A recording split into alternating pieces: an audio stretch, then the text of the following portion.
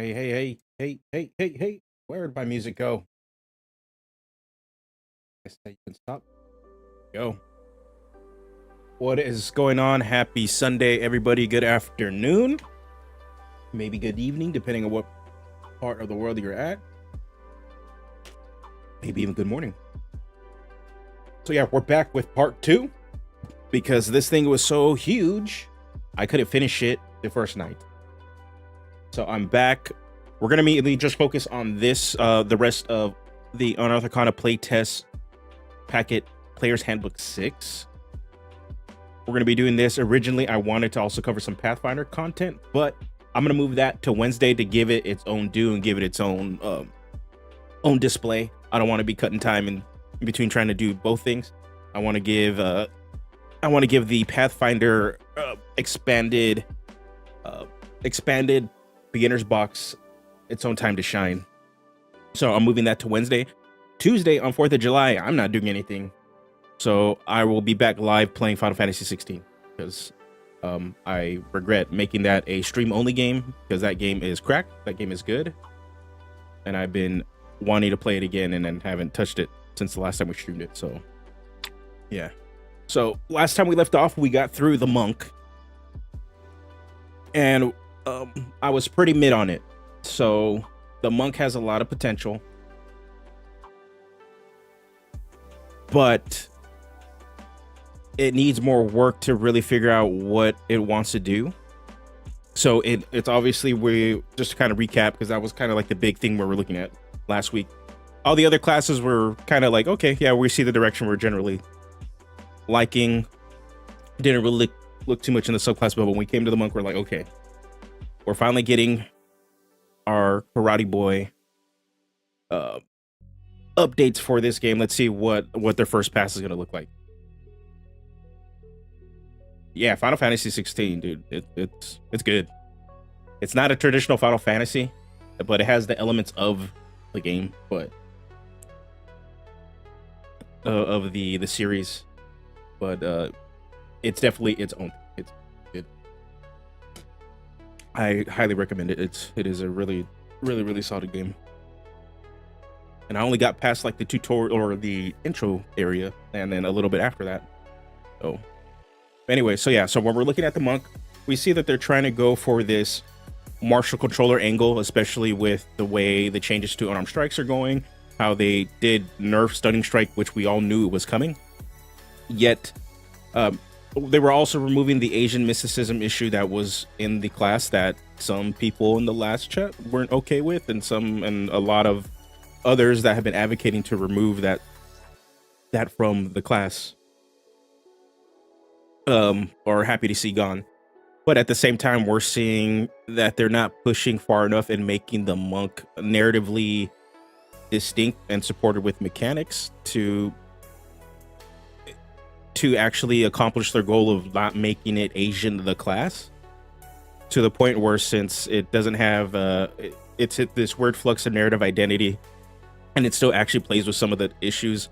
I highly recommend watching Asian Represents their take on the monk, and they really do a good job of highlighting, like, yes, you're trying to push away from certain negative aspects of the narrative of the monk, but the Wizards of the Coast don't accomplish it because they still use words like discipline, which is very much tied to racial stereotypes that we've seen in a lot of media when it comes to Asian culture. Yeah, they still make it very vanilla. Yeah, and yeah, exactly. They're creating a very aimless version of the class, to the point where if they want this class to be influenced by Asian culture and to go beyond just being Asian the class, but like still being heavily influenced by Asian culture and martial arts of throughout the world, they probably should just hire Asian designers and Asian consultants and even martial arts consultants to help propel this class and make it something that can stand on its own, that celebrates martial arts and the variety of Asian cultures, and make it something that they can be proud of. This is something I know for Pathfinder. It doesn't shy away from the monk's Asian origins, but at the same time, Pathfinder 2nd edition did hire consultants and to actually help develop the monk. It'd be the same thing as like the luchador, for example. If that was developed and they just wanted to strip it away from like all the flavor of it but just make it a grappler, it wouldn't make a lot of sense.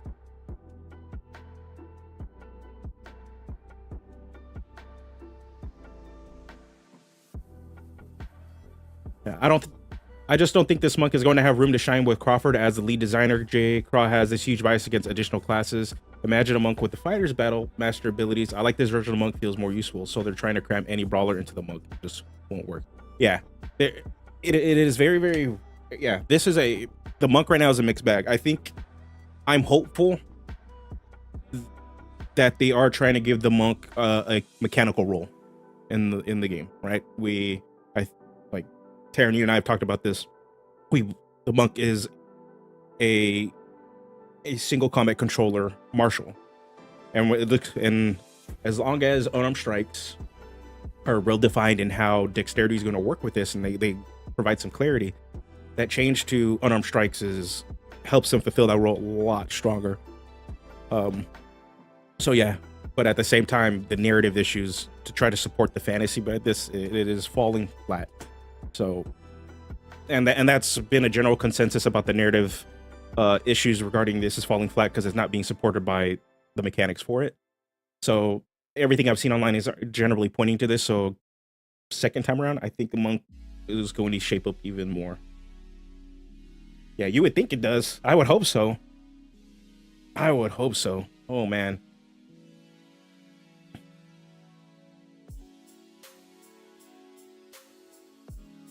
Okay. Well, I already went into monk. The only thing we didn't get to look at was subclasses.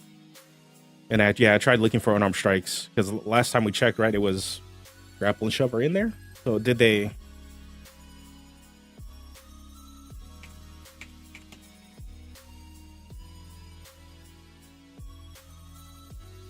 Oh, we're just gonna keep.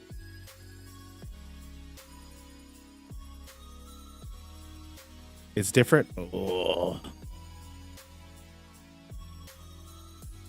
Oh my god.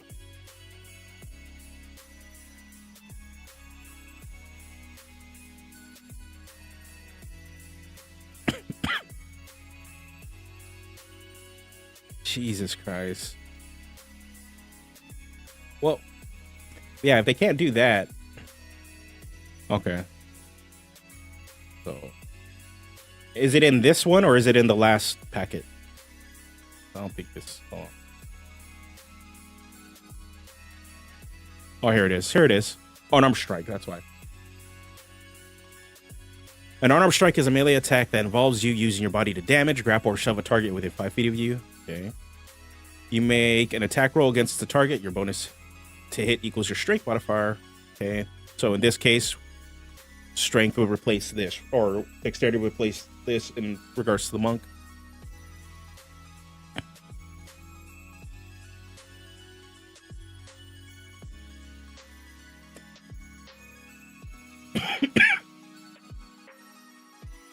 All right. And then obviously for the grapple, they're still making it that you have to use strength for this.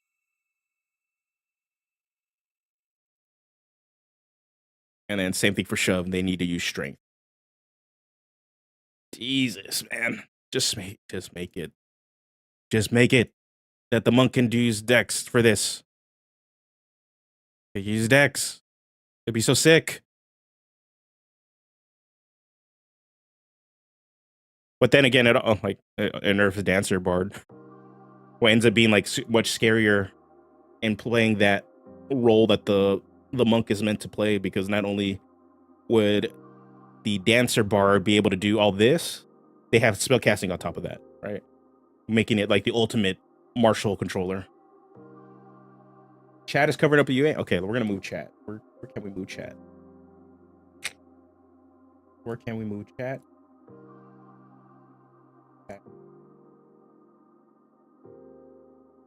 Well, who you guys? Hello, chat. You guys are now there. Yeah.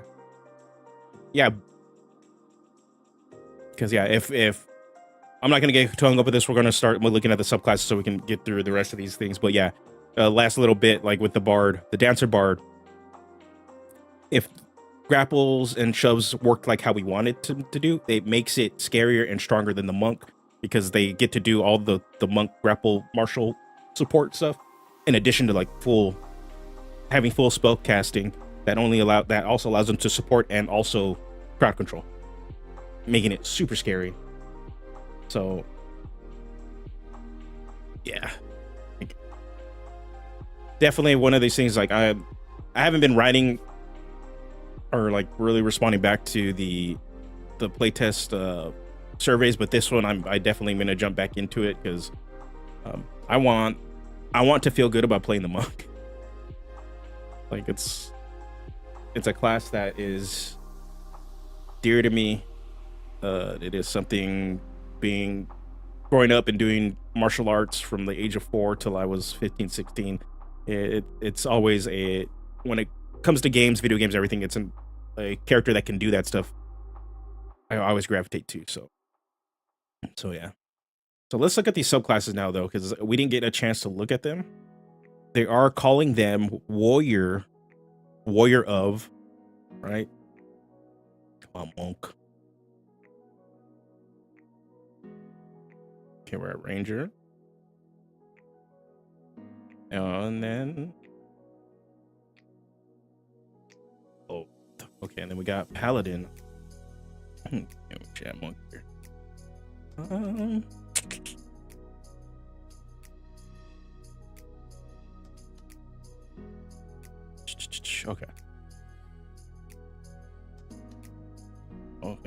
Okay, I'm looking forward to that.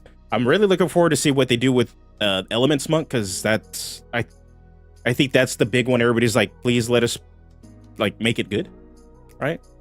Open hand was always the solid go-to for a very, very long time until Way of Mercy came out, and even Drunken Master. So we're around. So I'm very interested to see what elemental monk is going to be doing. Yeah. Sick. Okay. Okay. Now we're at subclasses. The biggest thing, though, that's like why are you naming them Warrior of Shadow, like Warrior as subclass, instead of, keeping it with Way of? And I get they were attempting to again move away from the mysticism, the Asian mysticism issues with the narrative, but also now they kind of doubled down on this other angle of maybe potentially problematic things. Just you kind of just pivot from one narrative that has problematic implications to like another one that may be problematic with the way that they are using, like coupled with the way they're using discipline on this. Yeah, that's it. Yeah, so it's just weird, but either way, it almost makes it seem like instead of just calling this the monk, why don't they just call it the warrior? But I've always been an advocate, because I know in JRPGs, when they don't have a monk class, they normally call it the fighter, and normally the fighter in D&D is called a warrior. So it's like, oh, that's what I actually came over to start playing D&D. I got confused with the fighter. I was like, what the heck is that? Like, I thought that was an unarmed fighter, an unarmed striking class or martial arts class. Nope, that was the what is typically known as a warrior. So, okay, so warrior of shadow. This is supposed to be our ninja class. This is our ninja class. Do we get to call?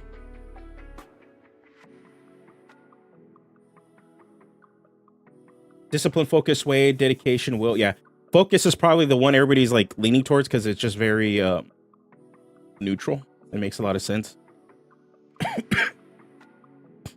So either way, warrior of shadow, our ninja subclass. So what did they change? Has been redesigned, giving the monk dark vision, a darkness that costs fewer discipline points than before. And the darkness can be moved each turn during the duration of the spell. Okay. The monk can also see in their own darkness. Okay. Move this up for you guys to see. Improved Shadow Step is a new feature that allows Shadow Step to be used in the bright light.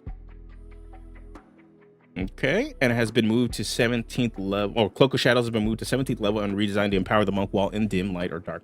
All right.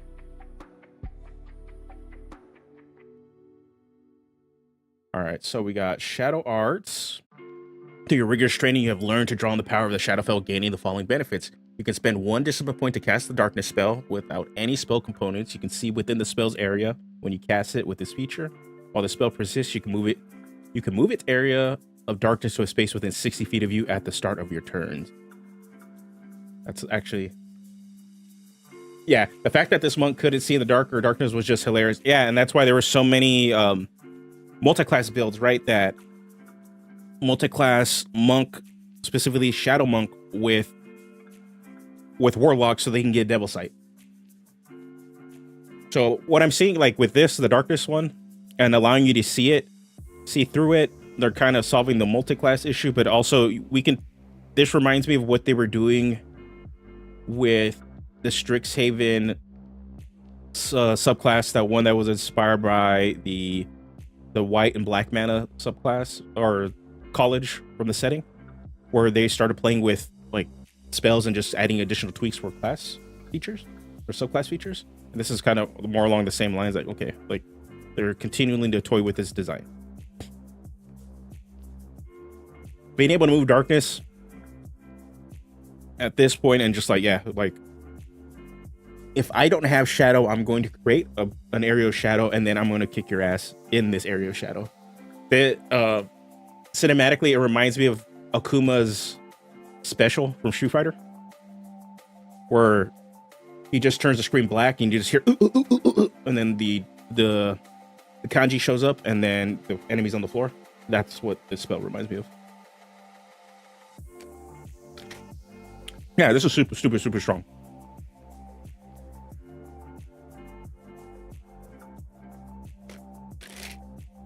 But from what it looks like too, yeah, Silver Quill, yeah. I'm an MTG nerd, and I forget a lot of the stuff. So forget a lot of the names of factions and stuff. Too many damn worlds in that game. All right, so then they get dark vision within a range of 60 feet, and if you already have dark vision, increases by another 60. Okay. Shadowy Figments. You know the minor illusion cantrip and use wisdom as a spellcasting ability for it. So this is crazy. Like, this is really, really good. But also what I'm looking at it, darkness is a 2nd level spell. Has in combat and out of combat implications. Excuse me. But this is all they get, right? So with darkness, hold up.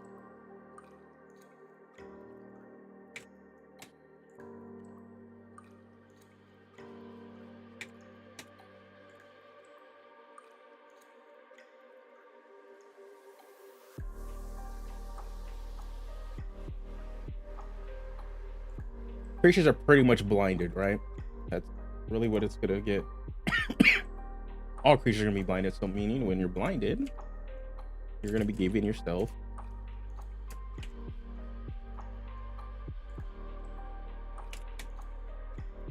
I believe advantage against those attacks, like against those creatures. All your attacks have advantage. Really, really good, especially for 1 point.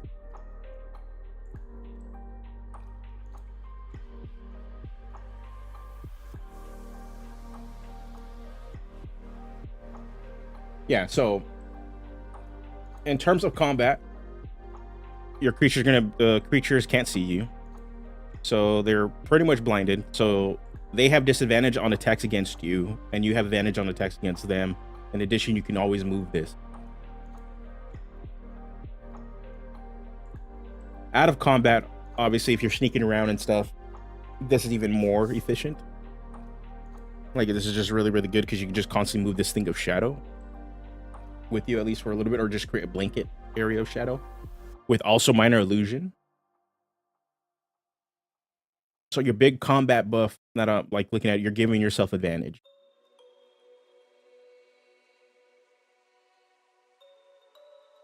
Meaning your attacks are a lot more consistent.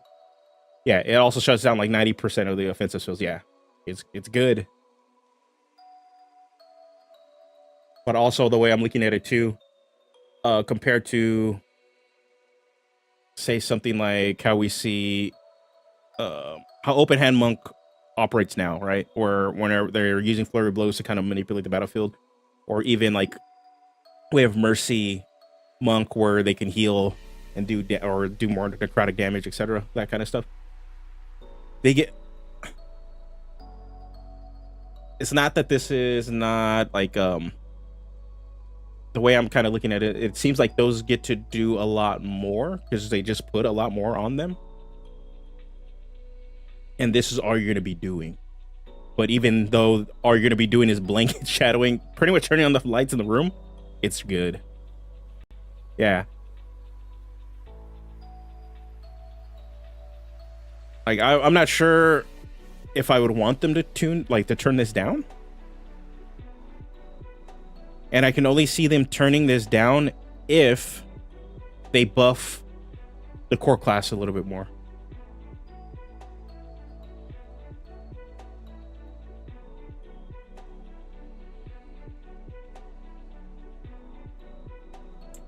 They buff the core class more, yeah, like not make it a little less efficient.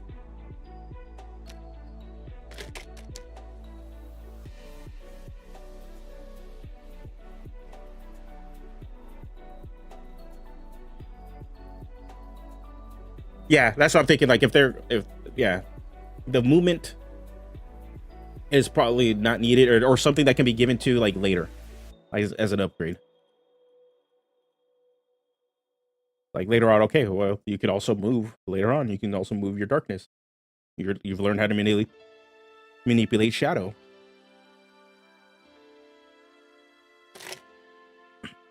Yeah, really, really strong. I agree. Really, really strong. Really, really effective. This is pretty much outside of flurry of blows. You're going to be using this. Like, you should be using this. Like, there's no reason you should not be using this. This is your thing.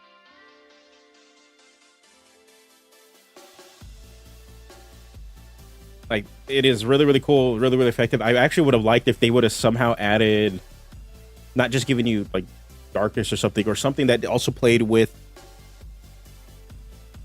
for flurry of blows or something. Some of your basic, like key discipline options.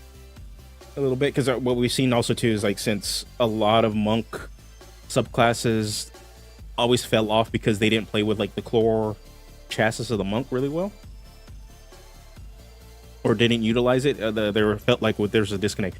Darkness is still good though. Just wait. Okay, let's see. Okay, let's move on to Shadow Step. While entirely within dim light or darkness, you can use your bonus action to teleport up to 60 feet to an unoccupied space. You can see that is also in dim light or darkness. You can have advantage on the next melee attack you make before the end of the turn. Cool. Depending, this just guarantees when they're in light that you can get your attack with advantage. But if you're already attacking in darkness and they can't see you, you already have the advantage. Incredible movement though. Like, it's not unexpected. Like, this is what we want to see. Shadow, just pop it in shadow. But yeah, this is mainly for those enemies in light that you're popping from right behind them. Entirely within dim light or darkness.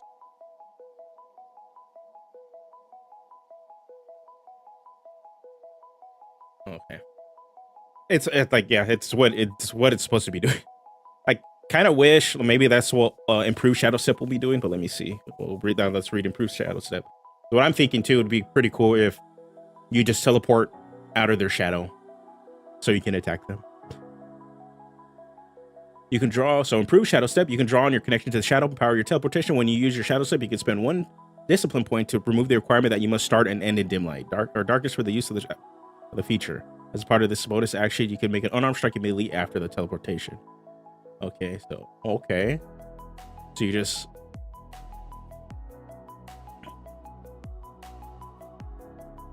in just a little bit, a Cloak of Shadows. Okay, let's see what Cloak of Shadows would do. Remove the requirement, and then you must end in dim light or darkness for that use of the feature. Okay. So all this does is just improves, if I'm reading this correctly, improve Shadow Step so that it just is a teleport for points. All right. Dang. Okay. And then you make an additional attack that will have advantage. Okay. Cool. Makes it more consistent, but you still have to dump discipline into it. Oh.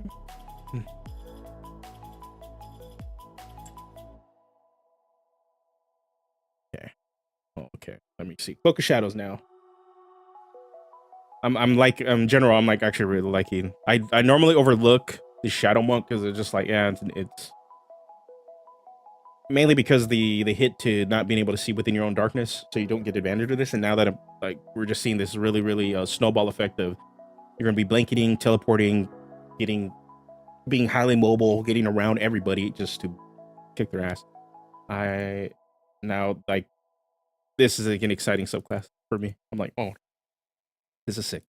Cloak of Shadows, as a bonus action while entirely within dim light or darkness, you can spend 3 discipline points to shroud yourself with magical darkness for 1 minute until you have the incapacitated condition or until you end your turn in bright light. While shrouded in darkness, you gain the following benefits. You are invisible. You can move through creatures and objects as they were difficult terrain, but you take D10 force damage if you end your turn inside a creature or an object. Shadow Flurry. You can use your flurry of blows without spending any. Oh my god. Damn. Okay, that is sick.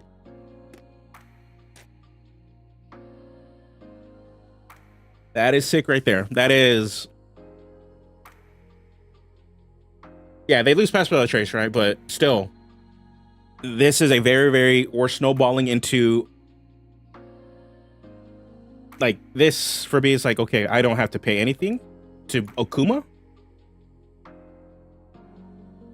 to turn everything black, and then I turn your screen black and I Okuma ultimate on you.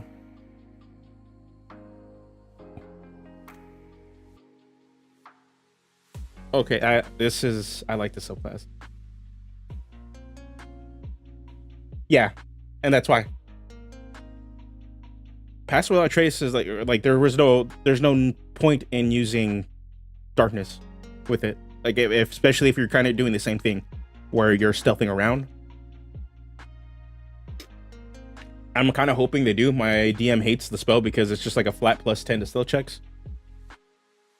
So it makes stealthing and sneaking around a hell of like too easy. Way too easy. The big thing for me is like I don't mind nerfs to things if it opens up avenues for counterplay between how the DM is meant to run things and also the team needing to work together to actually solve issues. A lot of 5e's problems with it, and you can actually see it. You see it straight out point blank in like Munchkin and optimization circles on how they're building stuff is like you're having one character kind of just solve everything. And in a game that's meant to be collaborative, that's not a good thing. You want a counterplay and tactical teamwork to be really involved. In 5e suffers because there's too many damn holes in the game that allows pretty much mainly spellcasters to just to plug everything up and just be everything. And that's what worries me about the Dancer Bard, because it does the monk role better. In addition to having full supportive kit and spellcasting of a bard. Oh. But yeah, No pass without. Yeah, there's no need for pass without trace now. It's much more cinematic. Like you're going to be just casting blankets of shadow all over, pockets of shadow over there. Because even then, if you're using pockets of shadow in daylight, there's just this big orb of shadow that's in the area, and they're kind of like, "What the hell is this?" So you're not like you're really being too stealthy. They just don't know what it is. So it does require tactical play, really thinking it through, being really effective, and just create like really cool cinematic moments of like trying to sneak around with your party. In addition to just in a fight, just turn everything dark and then go full on like kick ass with them. One thing though, like this is no longer really the ninja subclass that they were aiming it to be. It is very much its own thing with the way this is kind of building up. Like you definitely can play this as like ninja-esque, where like you're casting darkness, you're throwing a smoke bomb down, boom, and then everything just shrouds the darkness. Cool. But you can still play this as like in a very supernatural or very magical realm also, which I'm actually enjoying. And the way that's just this snowballs is sick. My god, shadow flurry. Yeah, this is good. You get pretty much incredible defenses on this. Your movement is no longer hindered, and then you can just punch the shit out of everything. I really actually like this. Holy shit, yeah. Am I actually getting excited to play some like 5e yet?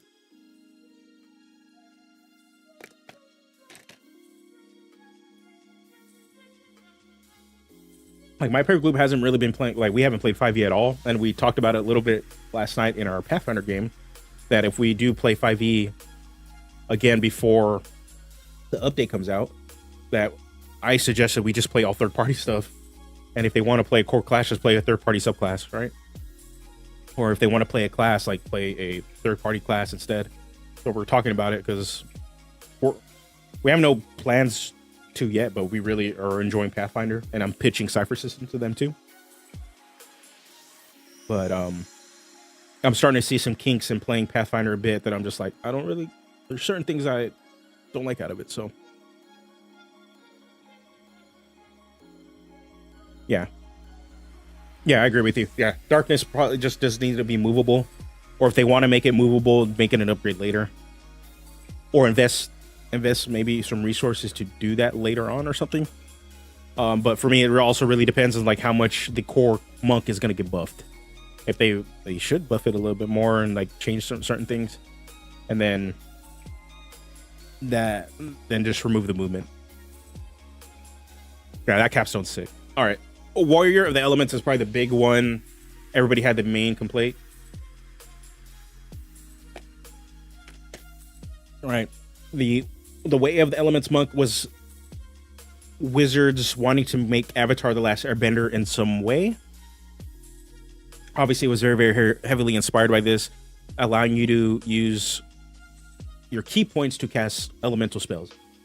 Unfortunately, the key investment to cast these spells cost too damn much, and it ended up being one of these subclasses that just was thrown under, like, just nobody looked at it anymore. Just because you couldn't actually fulfill that player fantasy. Just, it was too key hungry to do what you want to do, because you pretty much couldn't really fulfill your striker skirmisher role at the same time wanting to cast, or pretty much cast elemental spells. So what are they changing for this? Obviously now it's called Warrior of the Elements. Discipline of the Elements has been replaced with a new feature gained at the levels a monk normally gains, a subclass feature. Elemental Attunement is a new feature that enhances the monk's unarmed strikes with elemental powers, replacing elemental discipline options like Fang of the Fire Snake. Excuse me. Environmental Burst is the new feature that allows the monk to create a blast of destructive energy in an area, replacing elemental discipline options in the Flames of the Phoenix. Stride of the Elements is a new feature that enhances the monk's Step of the Wind. Elemental Epitome is a new feature that further enhances the monk with elemental power. Okay. Yeah, in the UA preview vid, Crawford stated that 4 Elements was the worst rated subclass in the player's handbook. Yeah, my brother played it in our first time playing 5e. He played a monk and he played elemental monk. because we all kind of just got off the high of like watching Avatar: The Last Airbender, and he was like, I want to play that, and he struggled a bit with really using any of his elemental abilities. He did mainly focus on using like the basic core monk kit, and his elemental stuff did go to the wayside. It wasn't as active. It made a lot more sense for him to flurry blows and stunning strike people for us. Yeah, yep, it's the most disappointing. Berserker has diehard fans that love the detriment trade. Oh my god, no.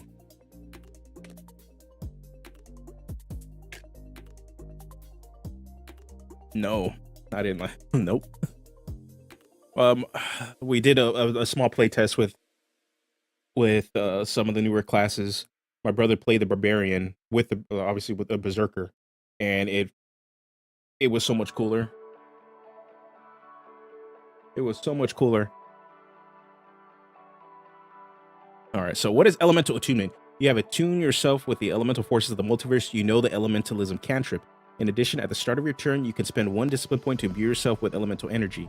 The energy lasts for 10 minutes or until you have the incapacitated condition. You gain the following benefits for the duration.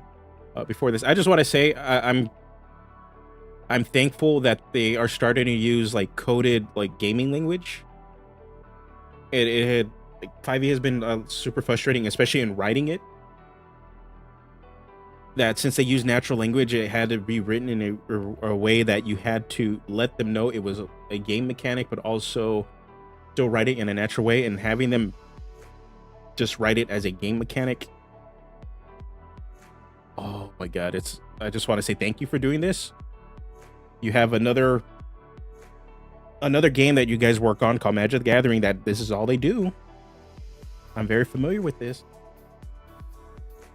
And I'm glad that you guys are deciding to realize, hey, this is a game. We should be doing writing this way. What's going on, Skippy? Fallen says, hot take, the Berserker exhaustion mechanic should be for Barb's baseline if they choose to rage more than the number of uses they have. Actually, it's thematic. It's pretty sick. But it'll probably have people not play it. So, yeah. So elemental strikes. Whenever you hit with your unarmed strike, you can cause it to deal your choice of acid, cold, fire, or lightning damage rather than its normal damage type. When you deal one of these types with your unarmed strike, you can also force the target to make a strength saving throw. On a failed save, you can move the target up to 10 feet towards or away from you as elemental energy swirls around it. Okay. Reach. When you make an unarmed strike, your reach is 10 feet greater than normal as elemental energy extends from you. Interesting. Okay. I will say straight up, this is probably what people expected when they heard an elemental monk, right? When you attack, you use, like, you hit them with the element. Acid is a little weird, but this is more D&D isms than really what it is, because it is an energy type. But this is what is expected, and I'm glad they finally just said, yes, we're doing that. Okay. This gives you an incredible amount of control and is a way for them to introduce bending.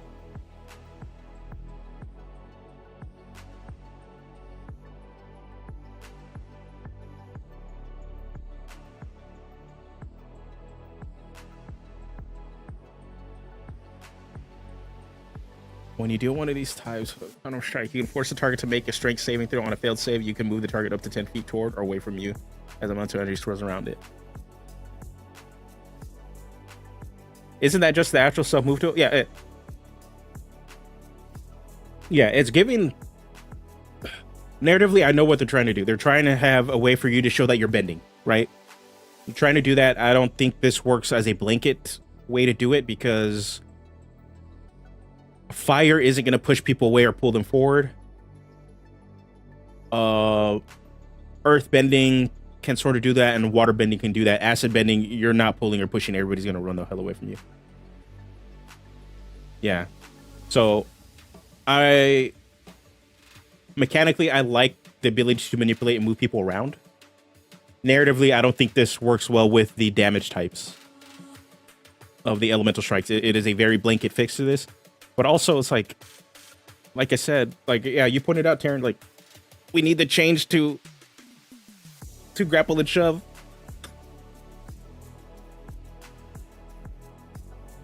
We need the grapple and shove changes.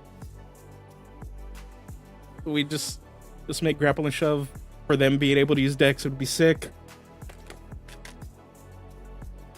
Because in addition, okay, right, with this part, this makes them the ultimate. If they keep this, well, I'm not too like big on the narrative what they're trying to do, because I think it's a little mismatch. Mechanically though, this is sick. Being able to kind of manipulate the battlefield with the elements and just beat the hell out of them. And then if they make the changes to grapple and shoves, you're a super controller. Like, holy crap. But yeah, reach. Yeah.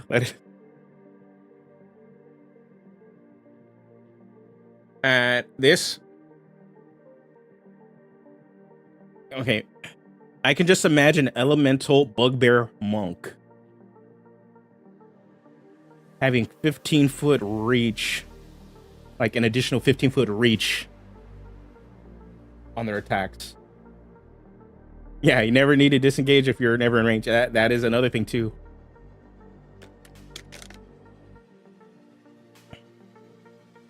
This is sick.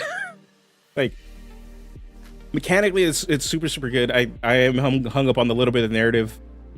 I would actually like to maybe see, depending on what, I know it would be a lot, that what elemental type you're attacking with, they have different effect. So you can decide a little bit more, but still having it that you have reach, you could push and pull. And if they, they fix the deck stuff with the grapple and shoves, this is an incredible control focus monk. Yeah, they did so much to hit air, earth, fire, and waterbenders alone. Yeah, so it is a safe and clean way to get them all involved with this. This is mechanically like solid. Mechanically solid. It is very, very strong. But damn, just fix Wizards of the Coast. Please just fix the deck stuff with grapples and shove.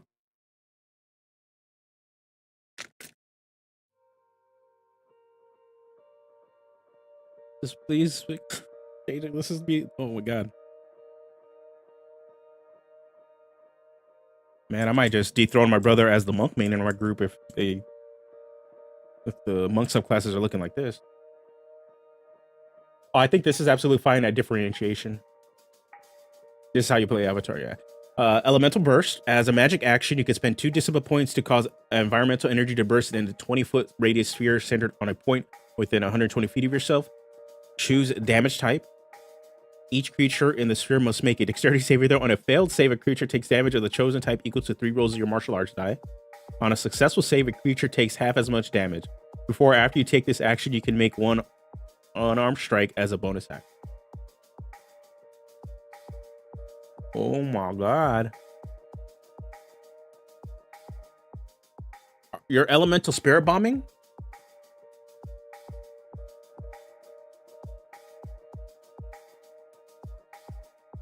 Or elemental spirit bombing on people.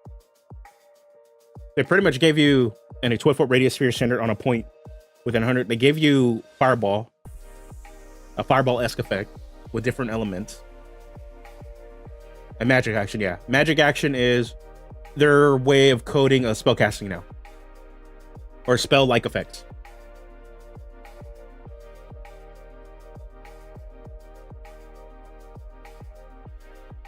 Yeah. Yeah, I'm with you on that, Skippy. I think so too, but to Indestructible Boy's point too, they're trying to cram in a lot, and part of the problem too, even like from my standpoint, like designing, certain effects kind of double up. So like it even becomes harder to differentiate just because of how they have encoded conditions. So because eventually, like, since we really only have a advantage and disadvantage system instead of like a modifier system, there's only so many ways you can impose advantage and disadvantage that it all ends up becoming the same thing, or like certain effects have like should imply movement or rearranging. That giving, now that I'm like thinking about it, giving them like a way to move and like movement manipulation on the effect, the ability, it makes a lot of sense for like an elemental. Well, I would like them to differentiate, but then we might end up getting a weaker feature due to balance when we have a very strong mechanical feature that allows them to manipulate the battlefield at range. Like, yeah, and again, you put too many effects on the elements, suddenly you have a subclass of 4 cantrips at their level. Yeah, so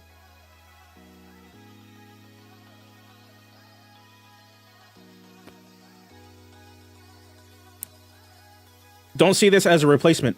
I think you're looking at this wrong. Each thing leaves out to a different fantasy.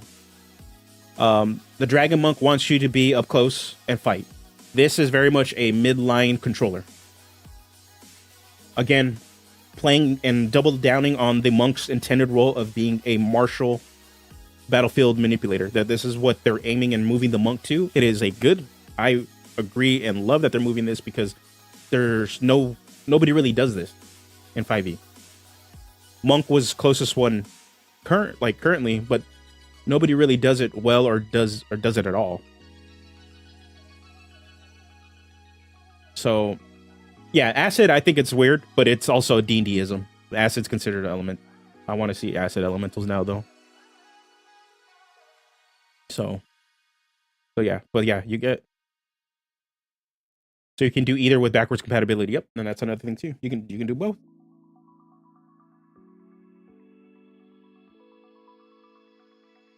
You can do both.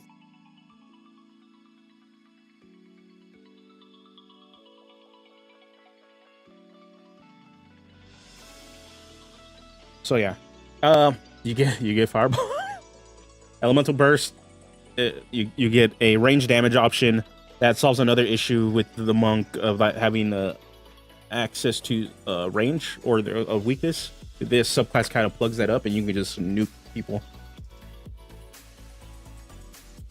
Yeah, they seem to be getting rid of magical bludgeoning, slashing, piercing. Yeah.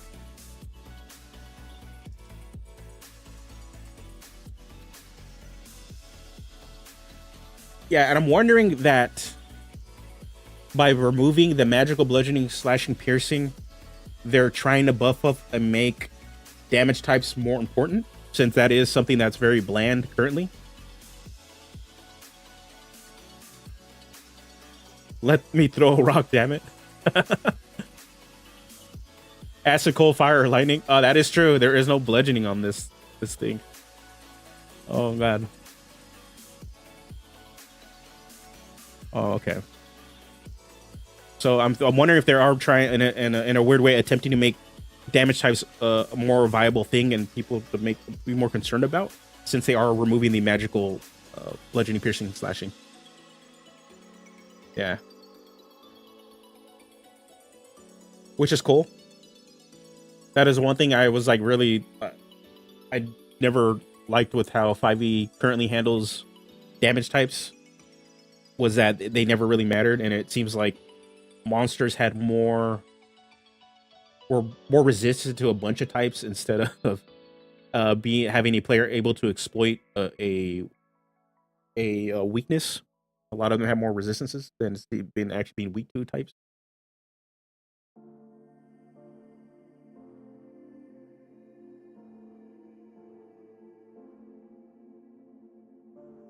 So yeah. So anyway, okay, 11th level, Stride of the Elements. When you use your Step of the Wind, you gain a fly speed and swim speed equal to yours. Okay, sick. Elemental Epitome. When you use the Elemental Attunement feature, you also gain the following benefits of the duration. For the duration, you get damage resistance. You gain resistance to one of the following damage types of your choice. At the start of each of your turns, you can change this choice. When you use your Step of the Wind, your speed increases by 20 feet until the end of the turn. For that duration, any creature of your choice takes damage equal to 1 roll of your martial arts die when you enter a space within 5 feet of it. The damage is the same type you choose for this feature's damage resistance. A creature can take this damage once per turn. So you go full avatar mode, okay, and then you zoom right past. Oh, we still got one more thing. Once on each of your turns, you can deal extra damage to a target equal to 1 roll of your damage die or your martial arts die when you hit with an unarmed strike. The damage is the same type you chose. Okay, so you just double the damage. So okay, you go full avatar mode. You need to zip around and go Sonic, and you go Sonic the Hedgehog and you just run straight through the pack to get to the other side on purpose just to do a bunch of damage. Yeah, flame. Yeah, it pretty much that's why I see it. And then you get on the other side, and then you attack.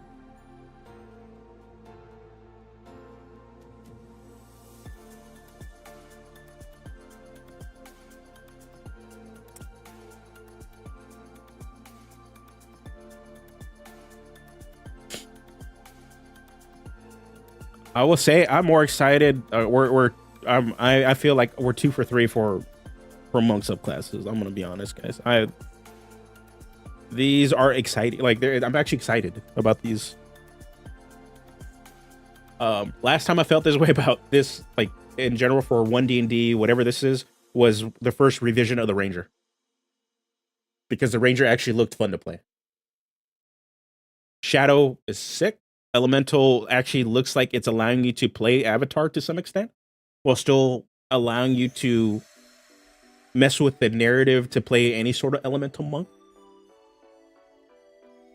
while also giving you flexibility, and you have an incredible amount of control and movement on this thing.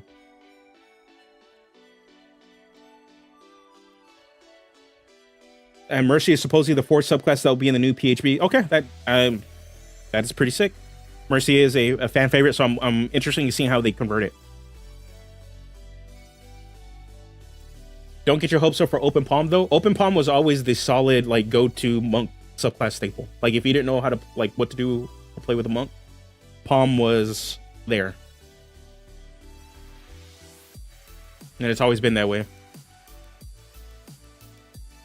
The thing I personally love is that they did this without just tacking on spell every level. Yeah, and the thing is, the closest thing you get to a spell is your own fireball, your own spirit bomb here, and even then, it doesn't like it's its own thing. Like you can flavor this however you want. Yeah, this is your Hadouken. You're doing spirit bomb. But yeah, I agree. Like maybe get some bludgeoning love in here because we gotta throw rocks. We got to throw some rocks.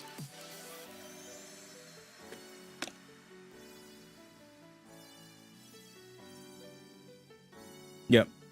Okay. We're 2 for 3. Elemental Monk is a definite upgrade compared to what we have now. It is exciting. Again, it has an incredible amount of movement, incredible amount of combat control. It is super solid. And even then, you play in a more of a midline capacity, which gives it its own distinct kind of role in the party and on the battlefield, which is really nice.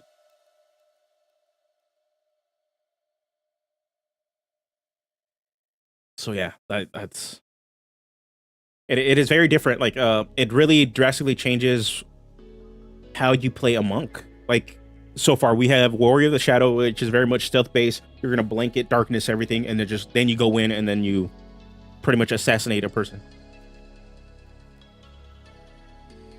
And then you got Warrior Elements Monk, who wants to stay a little bit more back and is just able to push, pull, manipulate, throw elemental energy at people and just go to town and just move around and zip around as you get into higher levels. And I'm going to assume Warrior of the Hand, which was the open hand monk, is meant to play more traditional. You're up close and you're going to be the melee, like actual frontliner, skirmisher, striker monk.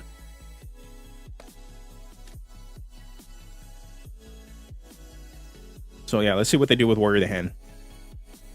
Open hand technique now requires a saving throw for all 3 effects, not just the 2 of them. Wholeness of the body now requires a bonus action rather than an action. It can be used more than once per long rest, and its healing is tied to your martial arts die and wisdom. Fleet Step is a new 11th level feature that replaces Tranquility, one of the lowest rated monk features. Quivering Palm is no longer able to deal an uncapped amount of damage, reducing a creature with any number of hit points to 0, which is super powerful for the number of discipline points.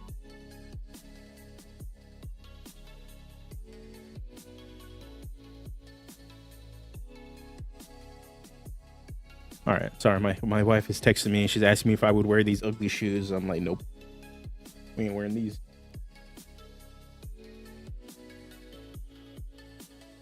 They could remove Open Palm from the game. That's probably why they're not going to give them. I'd rather them not give them Weapon Mastery on Armor Strikes. I'd rather have them buff and make sure that you can use Dexterity for grapples and shoves on Armor Strikes, because that's pretty much what you're doing. You're already giving them that, and then you can mix and match with, if you want to use a weapon, you can mix and match that. So you can do your Weapon Mastery and do Flurry of Blows. Since they're unarmed strikes, you get to grapple and shove along with that. That'd be sick.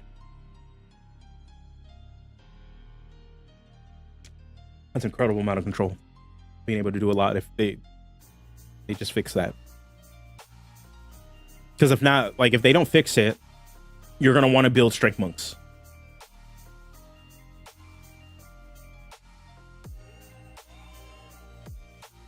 Like, I would purposely build a Strength Monk if that was the case. Open hand technique. Whenever you hit a creature with one of the attacks granted by your flurry of blows, you can impose one of the following effects on the target. Addle, the target must succeed on a Constitution saving throw or can't take reaction until the end of your next turn. Okay. Yeah. Push, the target must succeed on a straight saving throw or push your throw, or you push it up to 15 feet away from yourself. And then topple, the target must succeed on a dexterity saving throw or has oh. Okay, hold on. The one thing I need to look at is, I'm laughing because of what topple does. It's like, oh, you're punching them so hard they buckle over. But let me see. Is there a saving throw on the movement here? Yeah, okay. Just making sure, because they didn't remember if they got a free move. Okay.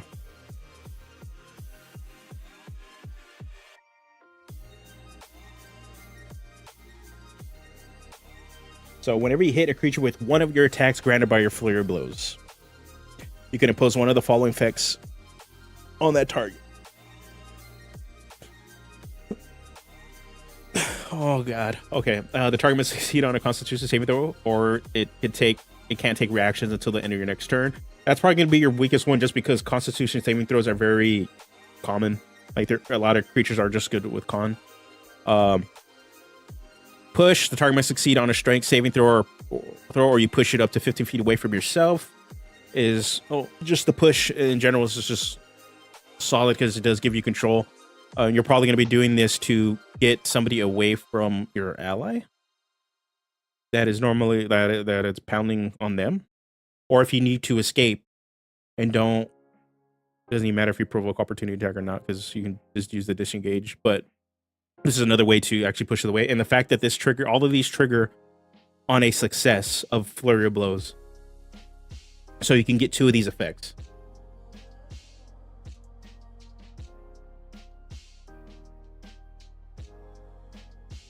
So you're not limited to just doing one of these once per turn. It's all depends on whether you whether you just hit or not. You can just automatically just boom. Okay, when you use flurry blows and they hits, you can just do one of these. That's cool. And topple is probably the best one. Legitimately, topple is the best one out of all these. Knocking your creature prone, and then you guys all dogpile on that creature.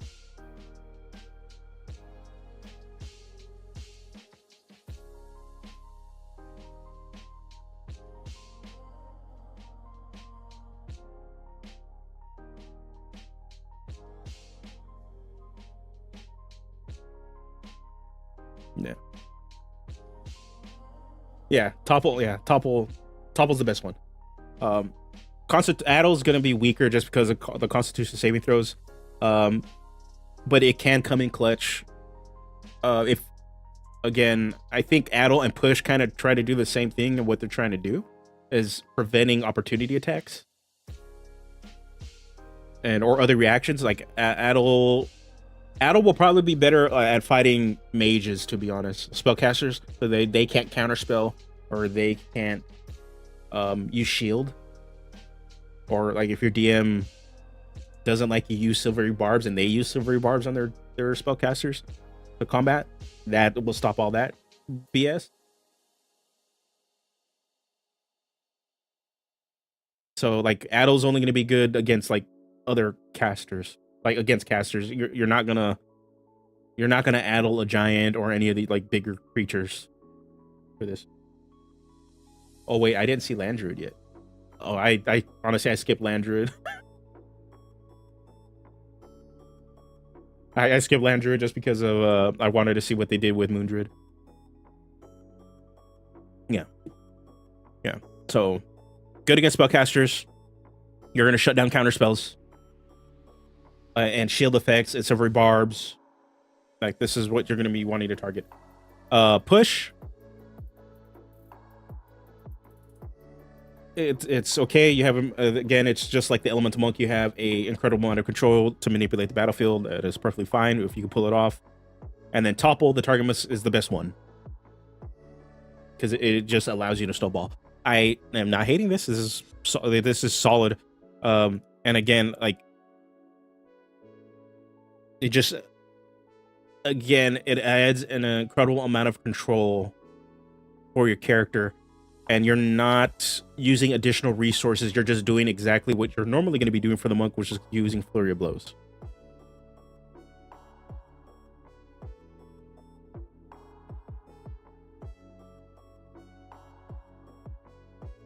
Wait, these are stronger than base grapple shove. Yeah.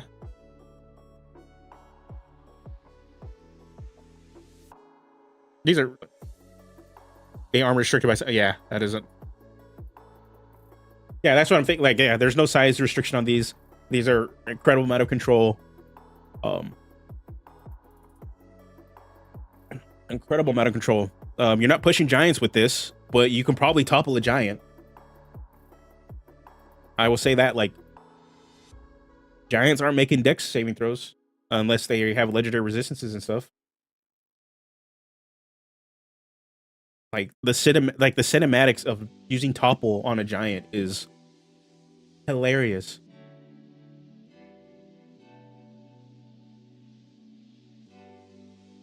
You can flavor this as like I'm punching their kneecap to topple them, or you know, what most likely more people are going to do. I'm punching them in the nuts to topple them. Yeah, and still get the change to also trigger Stunning Strike on one of them. Yeah.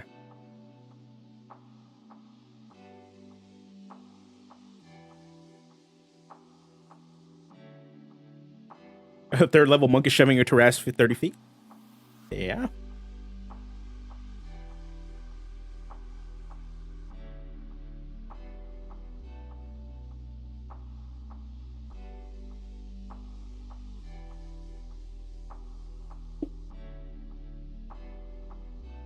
Again, like, a lot of control.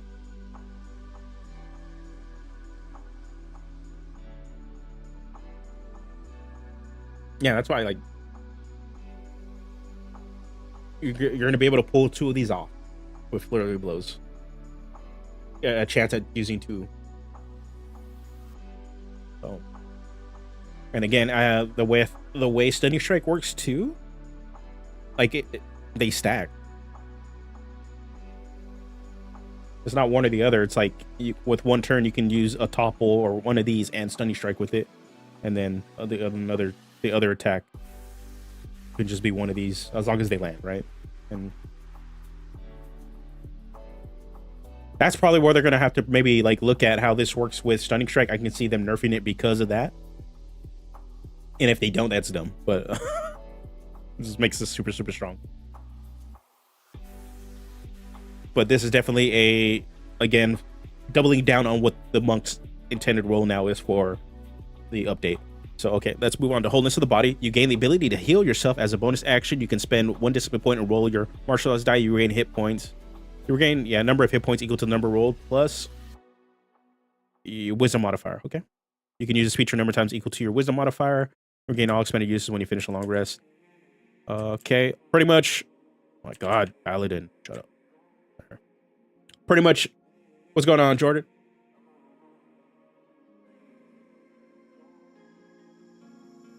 What is going on? Okay, so what I'm seeing, all wholeness of the body, what it is just doubling down on where your positioning should be for this subclass's monk, where the other two very much had a different playstyle, especially with warrior elemental monk having this sort of mid-range playstyle, and where warrior shadow having a very more skirmisher blanket control the battlefield with your shadow and going in and out and attacking and taking advantage of it. Warrior of the hand with their self-healing wants you to be in the fight.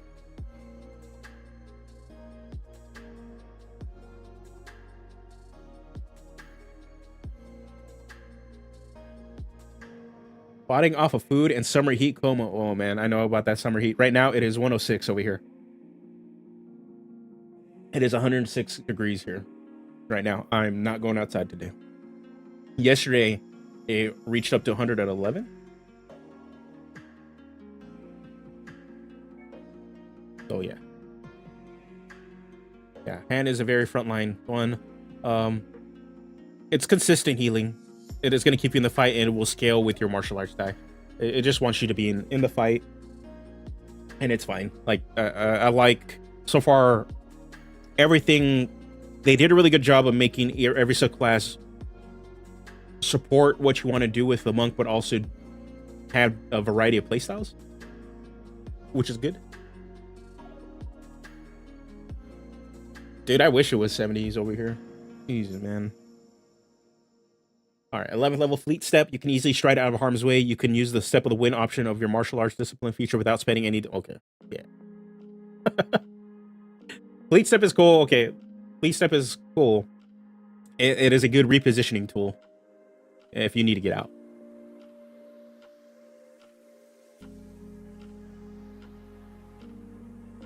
Yeah. Elemental warrior is very much it's midline because you don't get that far back to be a backline, but also they give you an option with that 120 feet of your elemental spirit bomb Hadouken before you engage. No, it's not bad.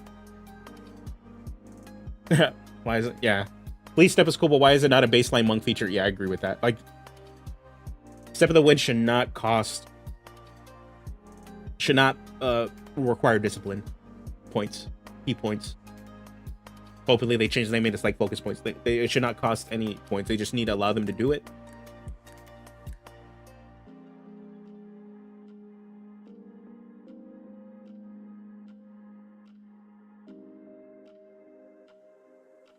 It lets you fly and stun with the bow, so monk is probably an alright backline. Yeah. No. Yeah, so this one, yeah. It still requires the Q points, yeah, but then the Fleet Step pretty much says it doesn't require points anymore.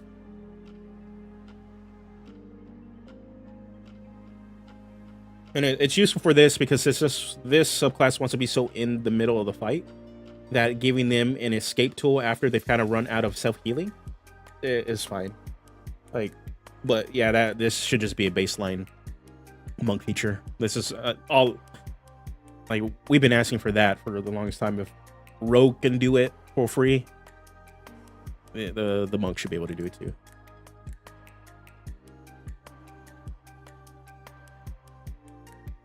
Key Fuel Strike, Focused Aim, which were really good weapon features. Isn't Key Fuel Strike from the Kensai?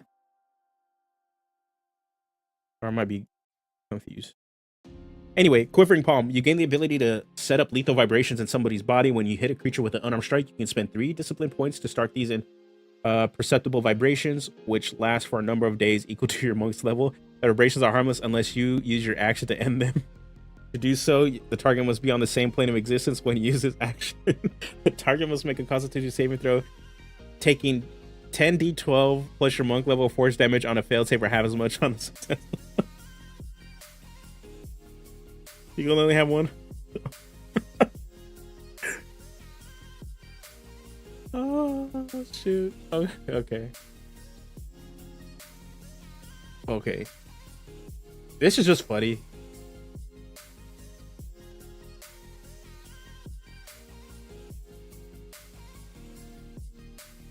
Starting the stream an hour before I finish for maskless. What's going on, Steven? Oh god. Okay, this is just narratively funny. Again, though, Constitution saving throws, they're going to be, especially at this level, yeah, like enemies are going to be passing this a lot, but it does a shit ton of damage. So let me pull out my calculator right here. So it's already at this level guaranteed 17 damage, and then or half as much, so half of 17. So we're guaranteed at least around 8 or 9 damage.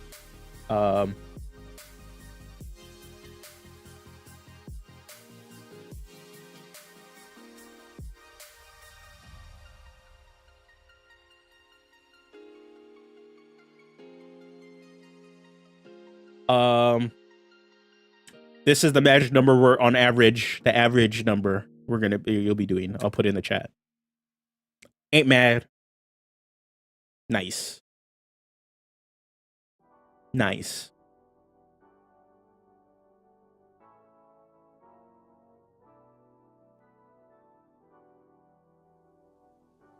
On average, that's how much damage you're going to be doing. 69.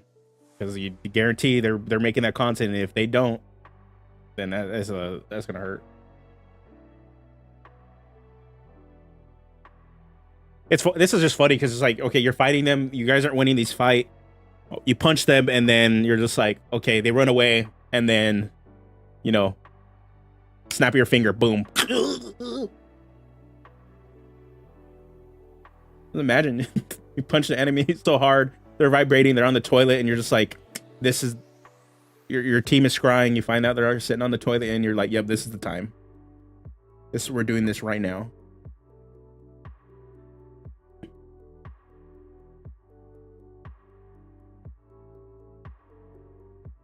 Yeah. It is a lot of damage, to be honest, even with doing half at this level.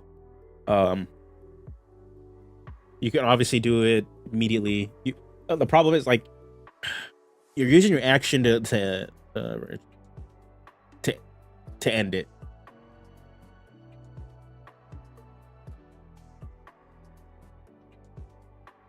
So yeah, there is.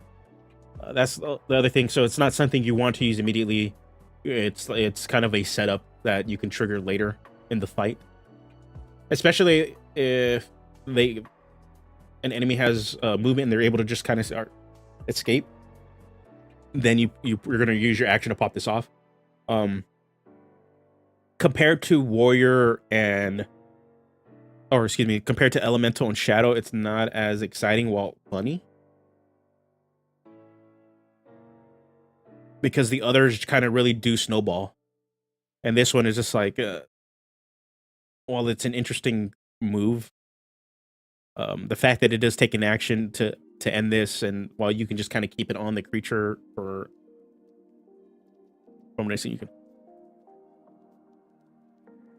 pretty much an infinite amount of time, they have to stay on your plane of existence to pull it off.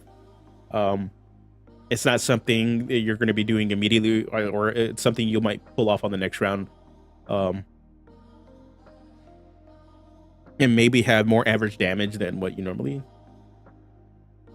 have for the turn. I don't know. That's the only, like, I'm liking everything except the build up to the quivering palm. Well, I think it's funny. But yeah, overall, so we can move on to Paladin, because we still got Paladin, Ranger. Got Paladin, Ranger, and then what else? Paladin, Ranger, Rogue. Paladin, Ranger, Rogue. And we'll look at like one subclass for all these. Ranger, Rogue, and then who do we have? Okay, cool.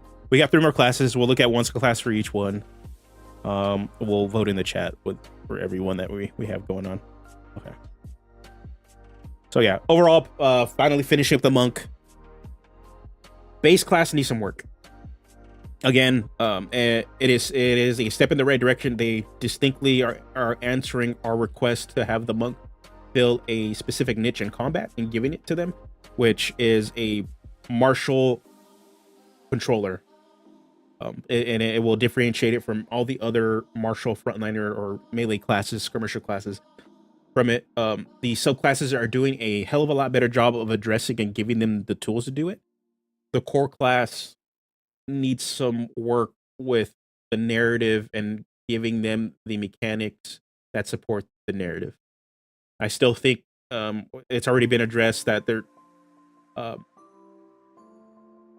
it's already like they're trying to make it very vanilla and sterilized to not have harmful and play upon harmful tropes and stereotypes, but by doing so they're not really giving it in a much of an identity that can allow other cultures to really help influence what the monk is. So what ends up begging the question, should they remove the Asianness from the monk? And if that is super tied to what the monk's identity is narratively, then just hire Asian designers, cultural consultants, and martial arts consultants to help develop that and have it presented in a respectable way. So yeah. So class, the thing is, since this is the first pass through, we still probably gonna have like 2 or 3 or 4 more looks at the monk. But generally I'm actually super hopeful because they are addressing issues that we've had with the monk, and they are pushing it in a direction that is actually exciting for the monk. So it's not that it still needs work. Just fill out the damn survey. Like, just fill out the survey. Brian on Reddit, up in these YouTube comments, commenting on it. They're not going to see any of that, but fill out the survey. No, monk is not in the refinement phase. The other classes are. Let me see.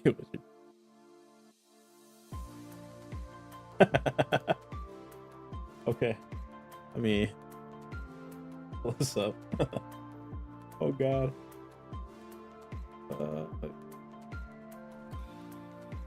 Let me see if I can. This is hilarious. This is hilarious. I'll just put play caption.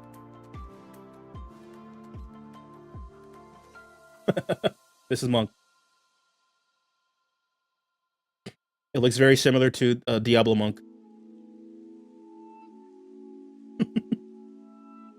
Oh God,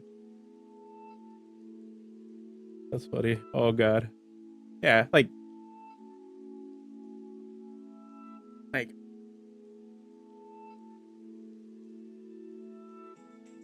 removing the Asian mysticism aspects of it, because they can be problematic.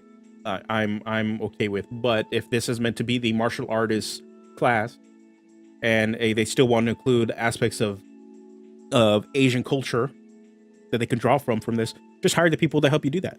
Like that's all it is. Like, especially if you can't move away from that aspect of the class, especially since it is tied to D&D's history in a way that's what it's supposed to be. There's a way to really do it and be respectful of it, and that will help really enhance certain aspects of the flavor of the class and where it's intended to go. If it's only martial artists, don't even call it a monk. No, they can call it whatever they need to. They can call it whatever they need to. They're never going to change it away from the identity of what it is in the D&D isms. Like, that's just what it is. Like, it's going to be something people are look at and are really, really tied to, and they're going to be like, just point to that and say like, yeah, that's it. Anyway, let us now move to Paladin. Okay, so what did they change for the Paladin? Because I'm gonna be honest, Paladin is probably I say this every time I look at the paladin. The paladin, by every metric, should be my favorite class in this game. It is a face, it can play a party face. It is a spellcaster, and it fights in melee. I love all those things. Like, I can roleplay and be a leader or be a diplomat. Cool. I can bash people's face in, and then I can cast magic. I hate the paladin. I just find it very, very boring for me to play. Like, it just, there's not enough little knobs and whistles and stuff to really, like, push the buttons on to, like, give me the dopium hit to be, like, dope. Yeah. It's just excite me to really feel like I'm doing stuff. Because a lot of it is like, I stand there. Here's my aura, bask in my glory. And then, or you smite. Or you hold on to smite until you crit.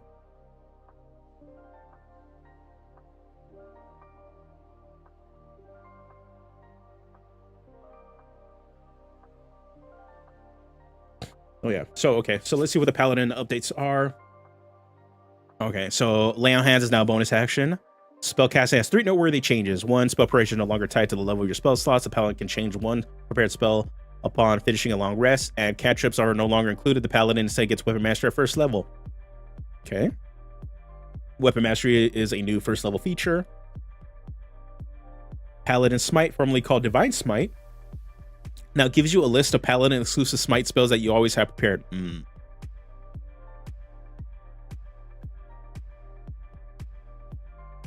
Okay. Oh, I'm already like, huh? With Smite? Okay, we're definitely gonna look at Smite. Channel Divinity has a new rule in the multi-class bar. We'll go check that out. Paladin subclasses now match the level progression of the 2014 Paladin, ensuring compatibility with subclasses reprinted. Sick.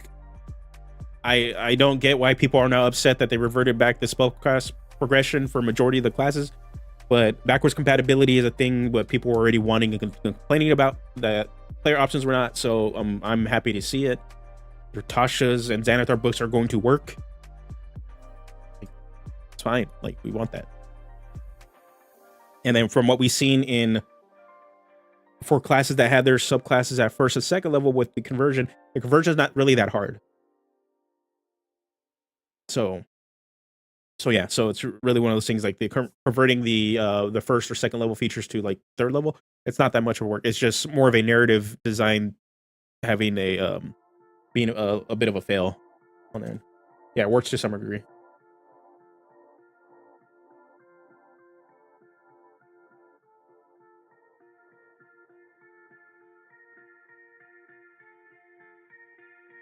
To be honest, I don't really care much about the paladin. Me either. I'm not, like I said, by all intents and purposes, I should be a paladin main. I think the class is boring.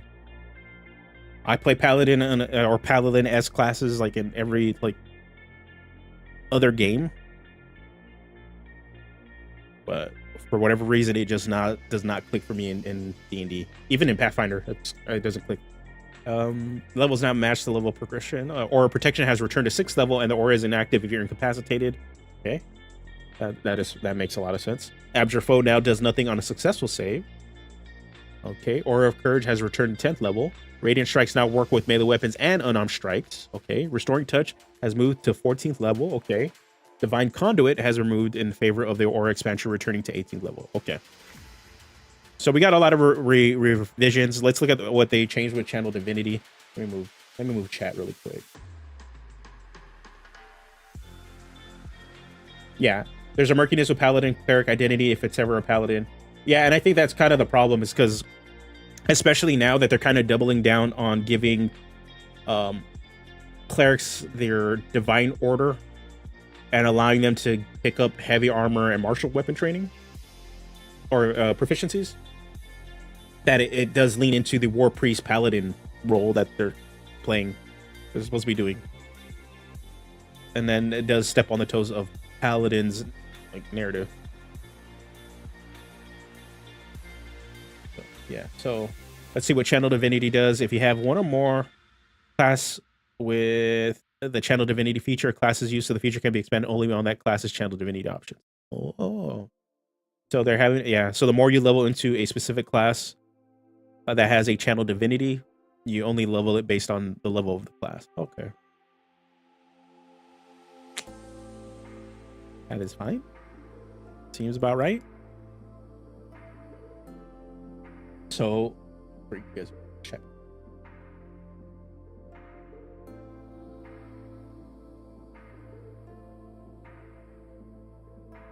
They could match the 4E Warlord class into the Paladin, but might get out of hand. That they already did that with the fighter for the Battlemaster subclass. That's pretty much what it was. Honestly, it would make a lot of sense if the Paladin was renamed maybe something like Champion, because that's what their oath is. Like, they're championing a cause, they're fighting for a cause. It's not so much, for whatever reason, they're still tying it to Divine Source, which is like they're not letting go of that D&D-ism of it. But if you make it a champion and tying it to causes, which is their oath, and you can add in leadership concepts into the class, which probably give it a stronger identity.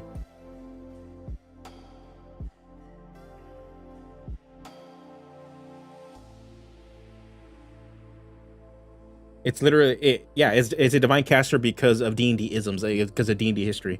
Like, they're people will, in general, people that have been playing D&D for a very, very long time are going to get pissed when you deviate the class from its like history throughout the game, even if it makes much more sense to change it to make a better game or give the class a better role or clearer identity. Because in all honesty, if we were to really look at like simplifying the class list and having certain things be distinct, Paladin would be a fighter subclass,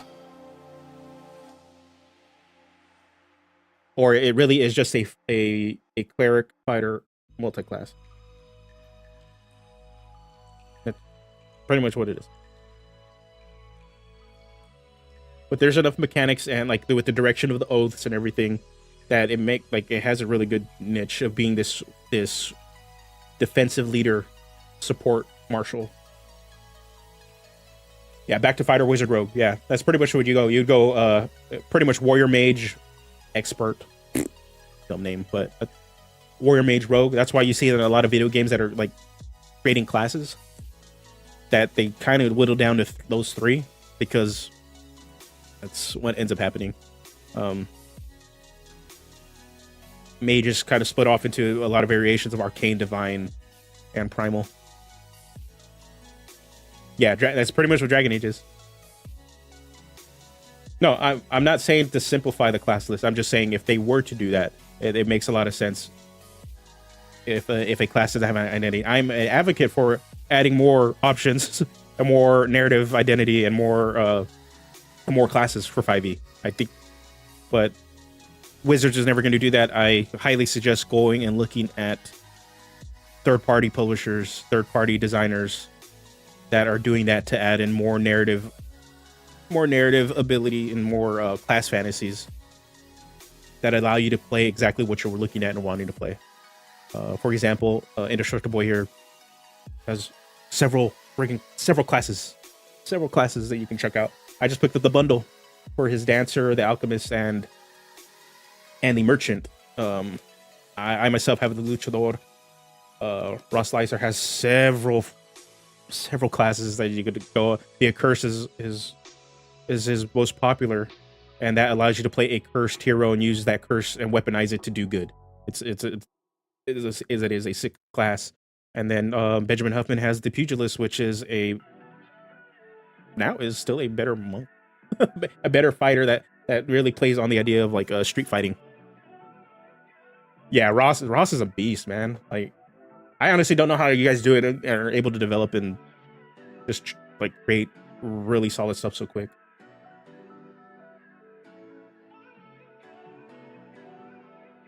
But Josh, we don't know any good third-party designers. Why are you, Steven, why are you acting like a lot of the casual D&D community?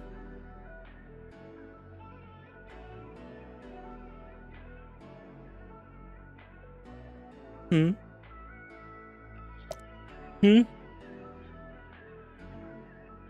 That's what the normies say. That's what the normies say. I don't know. It's not official.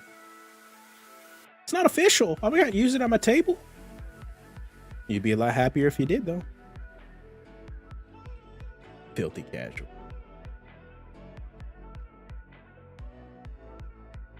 Yeah, like I've been in this doing this stuff on YouTube too long and being too invested with the space to see consistently that the D&D community, mainly the casual community, which is a large part of what plays 5e, has not moved beyond official, when they'd be much happier adapting and taking on third-party product to enhance their game and play for player options, play the character fantasy they're intending and wanting to play. And a lot of third-party stuff is still, you're gonna have stinkers out there, but they're a lot of stuff is still balanced, or balanced for your table. Like, I need to get into a game with Heavy Arms Gunslinger.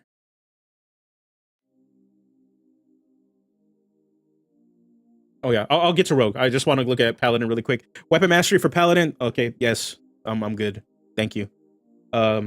Makes sense. You're a frontline marshal. You should be doing that. This is the thing we really needed to look at. Paladin Smite. So you have Master Smiting your targets with Divine Energy. You always have certain spells ready. When you reach a Paladin level specified in the Smite spells table, you thereafter always have the listed spell prepared. In addition, you can cast one of the prepared spells from this feature without expending a spell slot, and you must finish a long rest before you use this benefit again. You have Divine Smite, Thunderous Smite, Shining Smite, Blinding Smite, Staggering Smite, Banishing Smite. This is not what I meant when I said they need to change smites to work with subclasses. What the hell is this?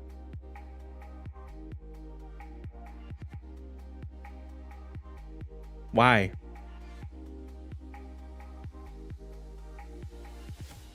Why?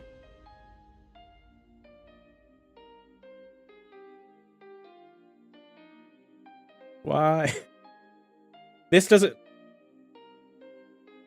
need to be a separate thing. Like, it really doesn't. Like, they should just keep Divine Smite as it is and just work with subclasses that whenever you're using your main feature, which is Divine Smite, it is a smite, your subclass has a rider on it. Like it changes the damage type and does a cool ass effect on top of just like doing a shit ton of damage. Like, I think it's because they really want these really bad smite spells to be a thing. But it's like, the smite spells don't feel awesome in 5e because they don't really fulfill the melee martial spellcaster fantasy that they're wanting you to use them like. Because it's a one and done. Like, and even then you have to hold on to it, and after you cast it as a concentration spell, when you hit and then you do the additional whatever damage, it goes away. When in reality, I think what people are wanting is like to be able to enchant their weapon and have it consistently do damage as they're attacking. Like, that's what I want. Like, if I see like these sort of melee spellcaster things, like to be able to enchant my weapon in it, like it does an additional effect or attack when I'm attacking with it. It steps on the toes of weapon mastery, but that's pretty much like when I saw all these smite spells originally, I'm like, oh, that's what they do. I'm like, and I never used a single one. I will. That is the meter change for this. What I want to do. Okay, we're gonna go. Let's look. What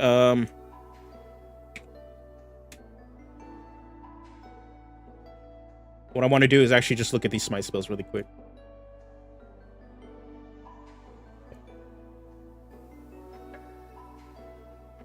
God, why you? Come on, Adobe. You can do it. You can get there. You can get there. We're just gonna manually do it. Because apparently...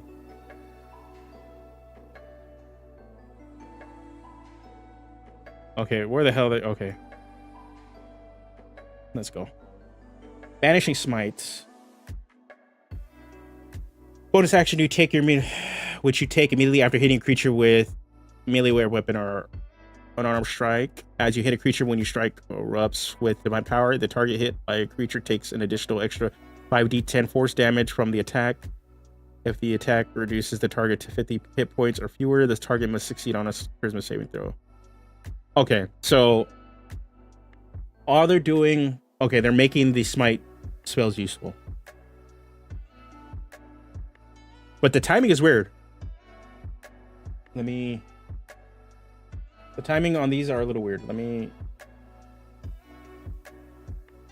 So it's a bonus action immediately after hitting a creature with a melee weapon or unarmed strike. So cool. You get, okay. I'm not mad about unarmed strike smites. This is something people have been asking for, to play a unarmed paladin that punches the shit out of stuff and smite. I'm okay. Yeah. Okay. Let me call you, Karen, and jump in on this.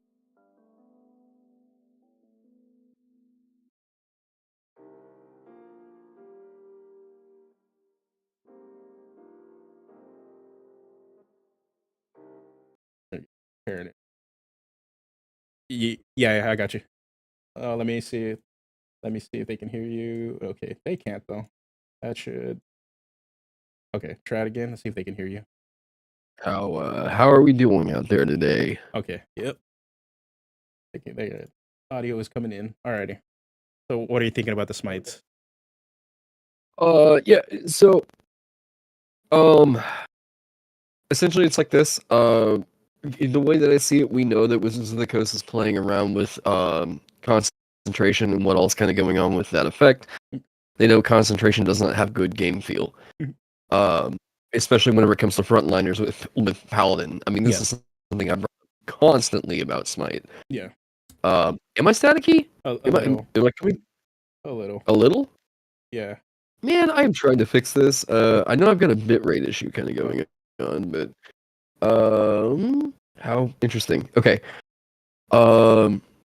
Really weird considering I've got this like freaking Shure SM7B now. Yeah, I need to check my bitrate after this.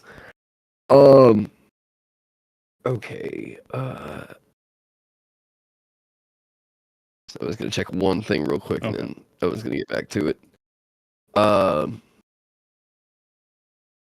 Okay. Oh, crap. My bad on that. So, the way I see it, we know that they're going to probably be making some changes to concentration effects. Yeah. Just the mechanic overall. And the one that I think that we could probably expect to see, otherwise Wizards just doesn't really know what the problem is going to be, or what the core problem is with this, is I would expect to see Paladin get some form of your concentration can't be broken as a result of taking damage. More so just like they really just need it for a limiter. You know what I mean? They need to just limit it to like you can only do the one of the effects. Yeah. If they go that route, then like I think we're already going to see great play feel. Now, since they're just going to give you these smites, then like sweet. I mean, in my opinion, I'm like, this is just more options for Paladin. If they're just giving you these spells, they're free. You don't have to worry about it. Like they just you got it. Which frees up, which means that we have more spell preparation opportunity in other areas. So, like, despite the fact that they made Divine Smite a spell, the weakest part of that is that it can be counterspelled now. Yeah. But that was always kind of a thing that people were like, well, can you or can't you? Yeah. What's the intention? So now it's very clear. There's no more murkiness to it. Okay, I can see that now. Yeah, because I'm reading this now, and I was like, they operate the same, except now they do take up an action. But pretty much it's the exact same thing. You're just now getting an additional effect on top of your regular smite. Yeah. So. Yep. I mean, in all reality, it should practically play the same. We're just getting some clarification. Yeah. It's weird to have it to have so many things rather put into a spell. I get that. I personally don't really love the idea of seeing so many things shoved over into spells, but D&D's gonna be what D&D's gonna be. Yeah. I mean, Yeah.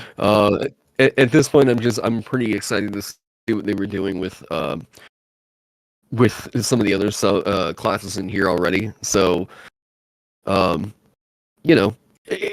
is gonna be the Gish. With Paladin just getting these spells, and it's like, okay, this is how you're gonna do the majority of what you're gonna do with Divine Sword spell sortiness. It's achieving the concept. It's a simple way, but I think it does the job. Yeah, because now they get to play a Magacy role.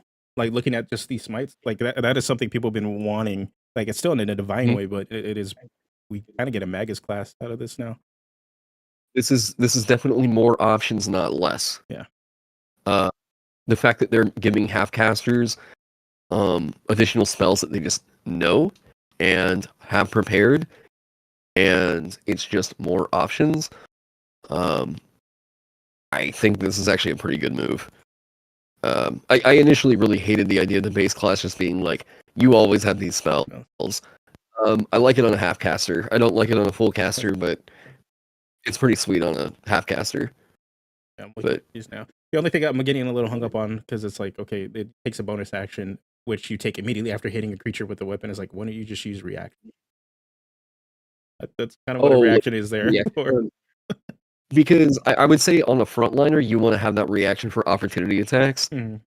I think if they were to do it like that, like, oh, okay, well, I had to use my reaction to do this additional damage, I think we would then have people that were complaining about not having reaction to smite on a opportunity attack. You know what I mean? Yeah.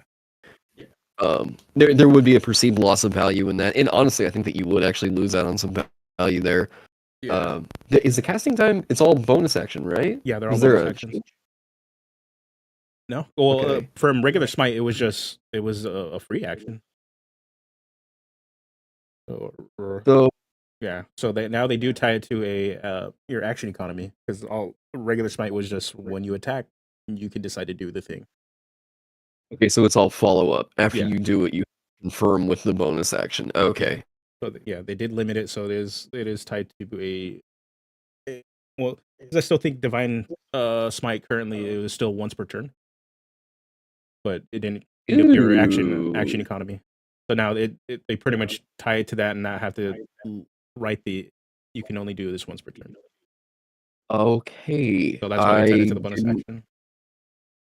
Man, yeah, I started falling asleep really towards the end of my review. I hadn't actually gotten all the way through the smites. I'm honestly less happy with the way that they're negotiating this, because now you can't smite off your turn, because it's always got to be set up with a bonus action, right? Yeah. So,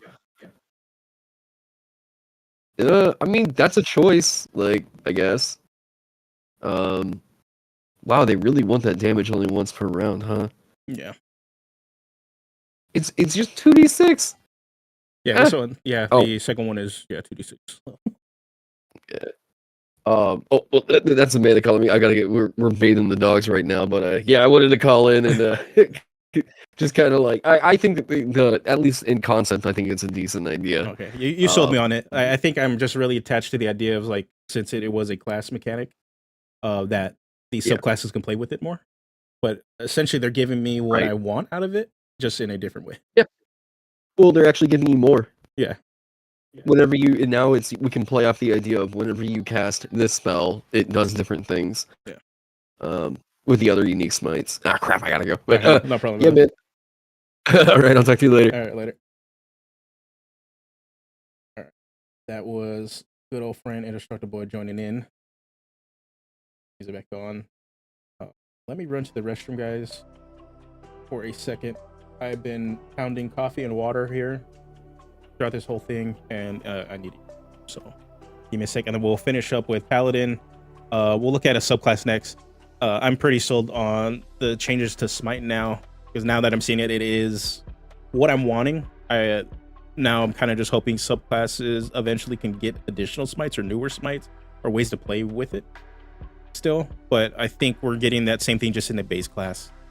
No, it is very an interesting change. I think for my initial reaction, it was a knee jerk reaction just because it was a massive change. But it does. I agree with you, Steven, and everybody has been saying this. It does open up more things to do, and also helps out those smite spells. And the very fact that you can use this with an unarmed strike is sick. Now you can play a punch paladin. Holy puncher, man. That is sick. And I can imagine them kind of like trickling that kind of stuff into maybe a monk subclass here and there. Just giving them a smite attack. If the way they're gonna like mess with it. So yeah. So give me a sec. I'm gonna run to the restroom. I'm just gonna go back to our spot. We will look at that was pretty much the major change for the paladin. So what subclasses do we have for the paladin? We got Oath of Ancients, Oath of Glory, and then did they add and then Oath of Vengeance, right? So I'm gonna put up a poll while I go to the restroom. No.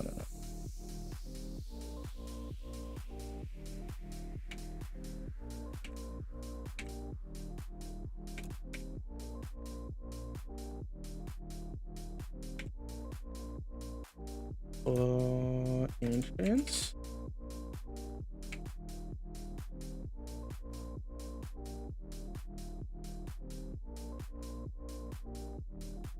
Okay. All right. I'll be right back. I'm gonna go to the restroom. You guys vote. I want to see.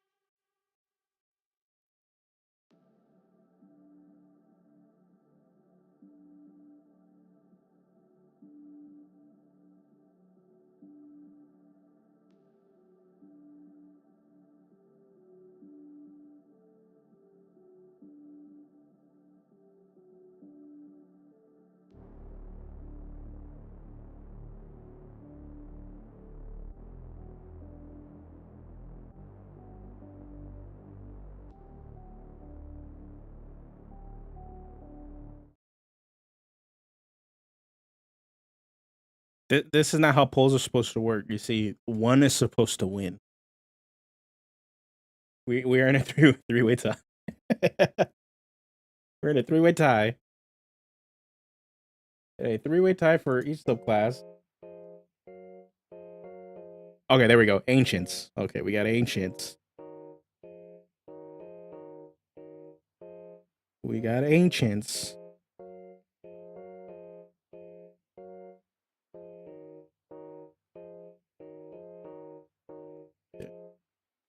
Okay.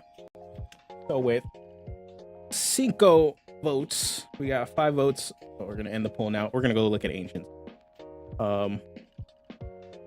Just want to see what they're doing now with some of these changes with Smite and stuff. So let's see what they're doing with the Naturey subclass.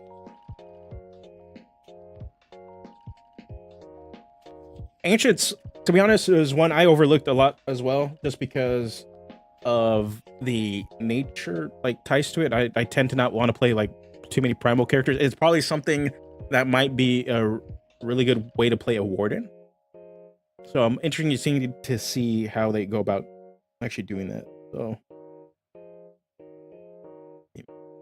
here. So yeah, so what did they change with Oath of the Ancients? Nature's Wrath can now restrain multiple creatures of the Paladin's choice within 15 feet of them instead of one creature within 10 feet. Turn the Faithless has been replaced by Abjure Foes in the base class. Okay. Aura of Warding is now enhances the Paladin's aura protection, provides resistance to necrotic and radiant damage. Okay. Undying Sentinel now also heals you, and Elder Champion is now a bonus action instead of an action and benefits all of your spells, not just Paladin spells. You can also regain the use of it by expending a 5th level spell slot. Ancients is definitely the Green Knight subclass, which isn't everybody's cup of tea. Yeah. Like I'm saying, like Paladin has never really been my bag, just because either we're just smiting or you're standing there because you're aura. It felt very, very boring.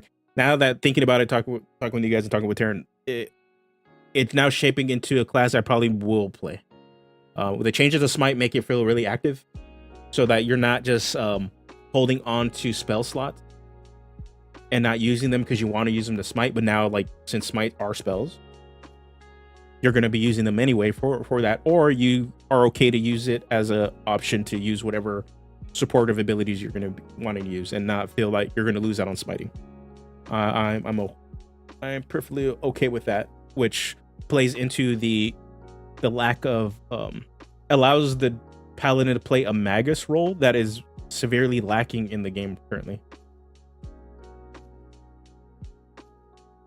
Yeah, bonus action hands is a good move. Yeah, they keep you there, keep you up.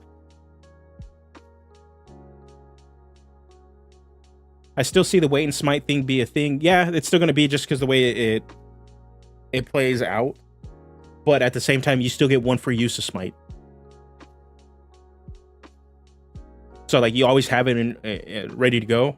So, like, you're not going to feel cheated out of your smite if you don't, like, you need to use a spell slot to cast a spell.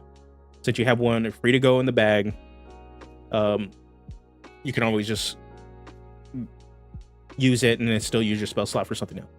So it does ease up play that way, making Paladin looking pretty good. Auras are good. I really wish they played more around with auras as class mechanics and ways to kind of just like do different stuff with them. But not just for Paladin, but in general in the game, like a class that creates an aura that's movable would be pretty sick. So we'll see. All right, oath spells. So we're getting Ensnaring Strike, Speak with Animals, Misty Step, Moonbeam, Plant Growth, Protection from Energy, Ice Storm, Stone Skin, Commune with Nature, Tree Stride. Dude, Moonbeam on the new Druid is hilarious. The Circle the Moon Druid. You can use it as when you're in your circle, your shapeshifted form. So that's hilarious. Anyway, Nature's Wrath. As an action, you can expend one use of your Channel Divinity to conjure a grasping spectral vines around any nearby creatures. Each creature of your choice that you can see within 15 feet of you must succeed on a strength saving throw or have the restraint condition for 1 minute. A restrained creature repeats the saving throw at the end of each of its turns, ending the effect on itself on a success. Okay. That is sick. So straight up, you are a control, like you're straight up controlling them. This is really, really solid. It's a strength saving throw, so you're not gonna lock down big guys, but for people that are a little bit more like mid-level people or creatures, monsters that tend to be a little bit more sneaky and get away with the fact that this is a strength saving throw, you're going to keep them locked down. It is a good control feature.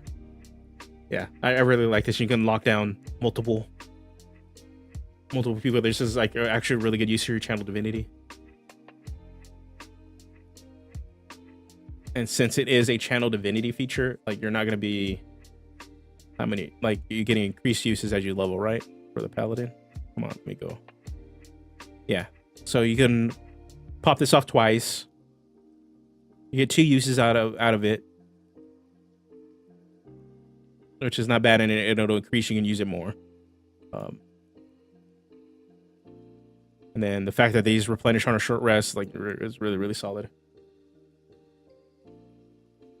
The word control has been said 400 times this stream, and will be said 400 more. Yes, it will be.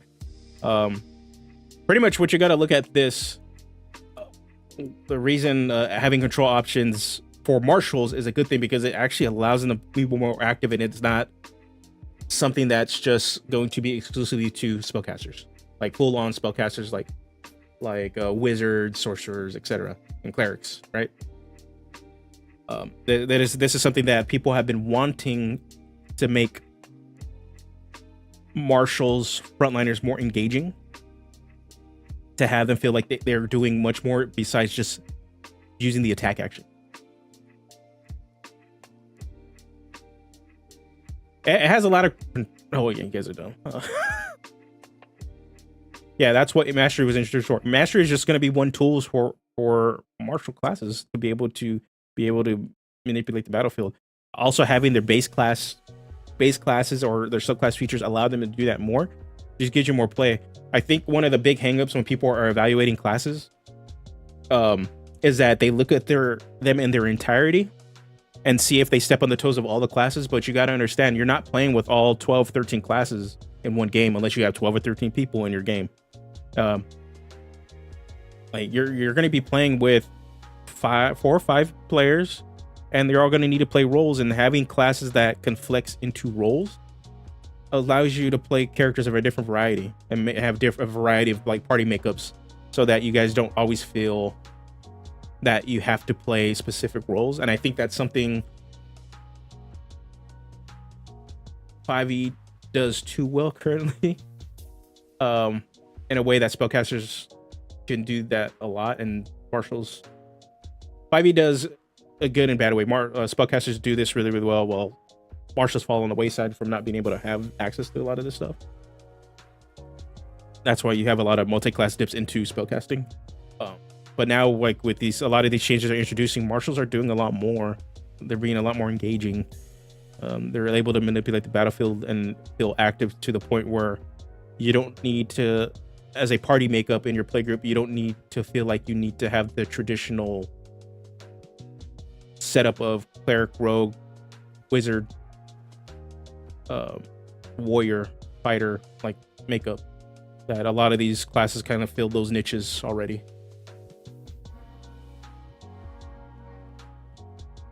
So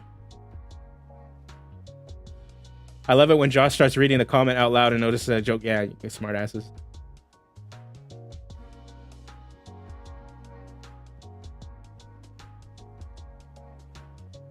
Hey, thanks for stopping by, Jordan. Have a good game. Which is why monks should have had unarmed mastery. It depends on what, if like, yeah, I don't think if they need unarmed mastery if their grapples and shoves are changed. And if that's changed in addition to stunning strike, where they have, and then you have every subclass, pretty much every subclass gives you battlefield control features. And then you tackle, and then if they are using weapon, which they probably for certain things they probably will. Then you have that on top of that. That's a lot of spice. That's a lot of spice.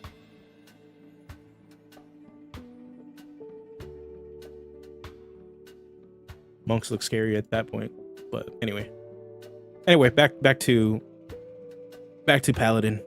We're done with the monk today. We'll go paladin. We got paladin, ranger, rogue. I'm looking forward to rogue. Everybody's hyping the shit out of rogue, so I'm looking forward to seeing it. Rogue is one of my favorite classes to play. Our arcane trickster rogue specifically is a fave of mine, so I'm looking forward to seeing what you guys are talking about.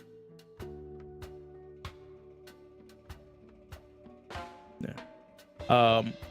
So yeah, Nature's Wrath is solid. That is a nice change. Something I would definitely want to use my Channel Divinity for. Being able to pretty much keep a bunch of, like, a good solid group of people locked down. It does help you play a tanky role in a way.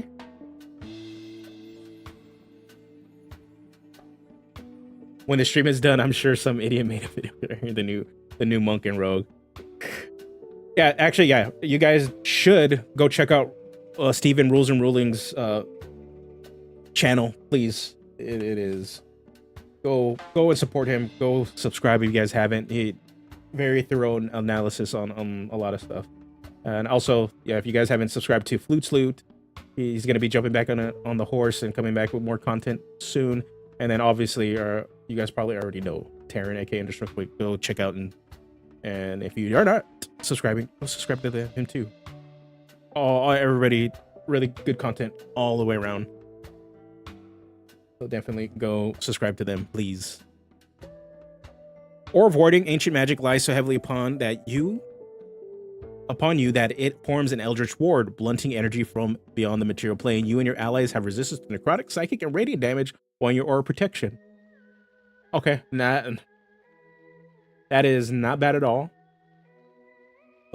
You're probably, in terms of like rare damage types, you probably will be facing these at some point a little bit more consistent than others, like necrotic, obviously, and radiant probably going to pop up a little bit more, and psychic damage for those like a rare occasion, it is still good. Or yeah, that is good. Like aura warding is good. It gets really powerful damage types that normally you don't get resistances for. It gets you. Oh. I like that. Undying Sentinel. Dang. Okay, I completely forgot that there was a large gap between Paladin and subclass features, but that's what we got. Okay. So then we got Undying Sentinel. When you are... I hate Adobe. Put that out. Undying Sentinel. When you're reduced to 0 hit points and not killed outright, you can choose to drop to 1 hit point instead, and you regain a number of hit points equal to 3 times your Paladin level. Okay. When you use this feature, you can't do so again until you finish a long rest. Additionally, you suffer none of the drawbacks of old age. It can age magically. The whack-a-mole. The fact that you're just not coming back at 1 HP is really, really good. So yeah, like it's not bad. Yeah, you're really fulfilling your tank role at this point. Like if you go down, you pretty much stand back up. You continue to fight. Bonus action, lay on hands yourself, and keep chucking.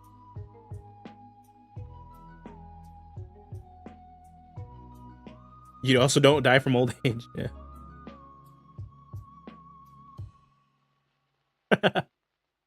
Because death. Yeah, they snuck in the they snuck in some of the druid in there. Yeah, they're definitely gonna revert that so that you still die from old age, or maybe that you're gonna die from old age and then you die and you come back with 3 times your paladin health.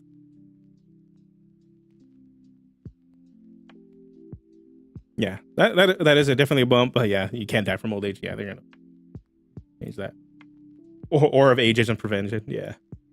Oh yeah. Still, like intended what you're supposed to be able to do is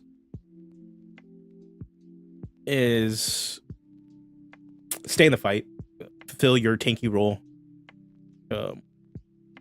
which is always solid. Level 20 capstone, Elder Champion. As a bonus action, you can imbue your aura of protection with a primal power, granting the following benefits for 1 minute or until you end them. As a bonus action, diminish defiance. Enemies in the aura have disadvantage on saving throws against your spells and channel divinity options. Ooh, okay. At the start of each of your turns, you regain 10 hit points. Swift spells. Whenever you cast a spell that has a casting time of 1 action, you cast it using a bonus action. This is a capstone. This is exciting to build up into. You get to pretty much, it just makes you more powerful. You get to be more tanky and stay alive because of regeneration. Enemies in your aura are weaker to the stuff you're doing. So with Channel Divinity, you will be able to pop this off, and then they will have disadvantage on being locked down, and any of your other spells will have disadvantage on. And then you can swift cast spells.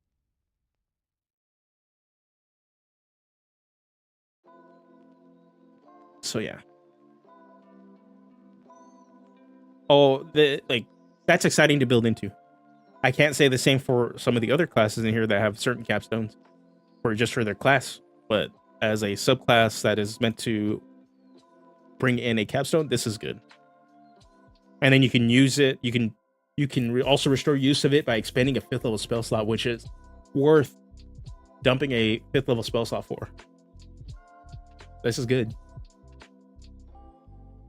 Yeah, this subclass will not be overlooked now. Oath of the Ancients is really, really solid. I like these changes.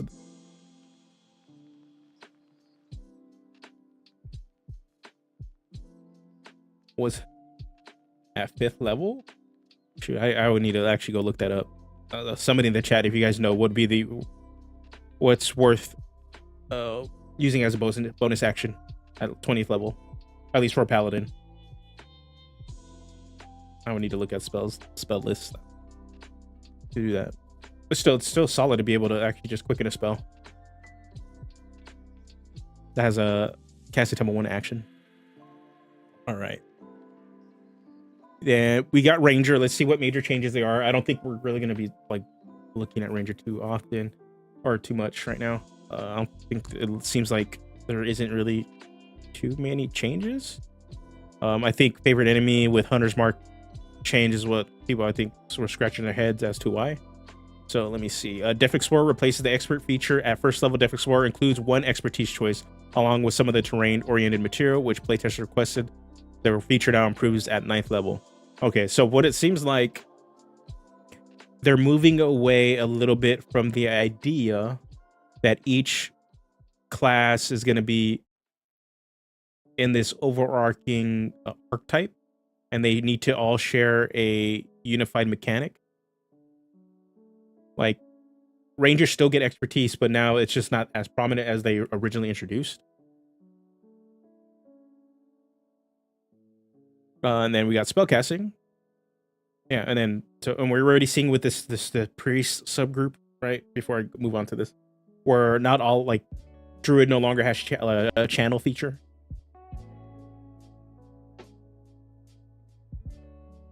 And then warriors are still all getting weapon mastery to some extent, but even then now paladin has weapon mastery. So I think in the next iteration they might just drop those class groupings. I'm gonna be honest. Okay, Steven got some info for us. So something to be, or we're gonna be willing to be dropping or using as a bonus action at 20th level: Flame Strike, Greater Restoration, Mass Cure Wounds, Destructive Whip. Yeah, those are all good as a bonus action. That's good. Yeah, those are good. Okay, so yeah. So getting back to the point of that, so it does seem they're based off of reactions, they are leaning away a bit from classifying groups of classes by like their intended role or classifications, and now we're kind of just going back to with the subclass progressions rolling back of just allowing the classes all to kind of stand on their own and get features that make a lot more sense. So weapon mastery is treated more as a martial system and instead of being a system that is going to be exclusive to warriors. So it's going to be interesting because what I want to see, because none of the quote unquote mages are in here, right? So I want to see what they're going to do with mages, because a lot of their features got moved into spells. So the second round or third round for mages, I want to see what they kind of do, because I was actually liking the warlock and how at least it played, because they actually were not stuck to just being the Eldritch Blast class. So spellcasting, 3 noteworthy changes: 1, spell duration no longer tied. The ranger can change 1 prepared spells for long rest. Cantrips are no longer included. The ranger instead gets weapon mastery at 1st level. That makes sense. They want you to be a marshal, not a caster. Favorite enemy has moved to 2nd level and is no longer removes concentration from hunters. Okay, no longer removes concentration from Hunter's Mark, which is overpowered in playtest. The spell feature now allows you to cast a spell a number of times without spending a spell slot. Okay. Okay. I guess it's fine. It's just the problem is, like, the reason concentration was kind of an issue with Hunter's Mark is that it was going to be your go-to spell to actually just use. Okay, we're gonna look at that now. Okay, it only triggers once per turn. Ooh. But by virtue of having concentration, you weren't really gonna go to other bonus action spells as a ranger that you probably could take that were probably be just as good because you couldn't it was a concentration thing. And some of those spells are a lot like weren't as easy to grasp, even if they would do equivalent or more damage, or they had better utility for you. Yeah, and ranger, and that's also the problem. All the rangers' good spells have concentration, so it's just like you were kind of just like you don't get to use your full suite of spells. So, kind of, yeah. And then we'll look at, yeah, basically just hex from the last UA. So, ugh. All right, let me see. So they did Depth Explorer. That was one of the changes, and then we'll go to favored enemy. So you're now a surpassed explorer. Choose one of your proficiency skills that you appear on your ranger skill list. You gain expertise in that skill. In addition, choose 2 types of terrain: Arctic, coast, desert, forest, grassland, mountain, blah, blah, blah. You have advantage on intelligence nature checks about the chosen terrain, and you have advantage on survival checks to track the creatures in them. When you finish the long rest, you can meditate and replay. Okay, cool. All right. So, little rant. Rangers get advantage on checks for this. Obviously, for nature, they don't have intelligence, so it's going to make a lot more sense. They're still better than everybody else. And then they have advantage on wisdom survival checks, which they should have wisdom for this. Makes sense. Why in the cleric and why in the druid is this not baseline for the class?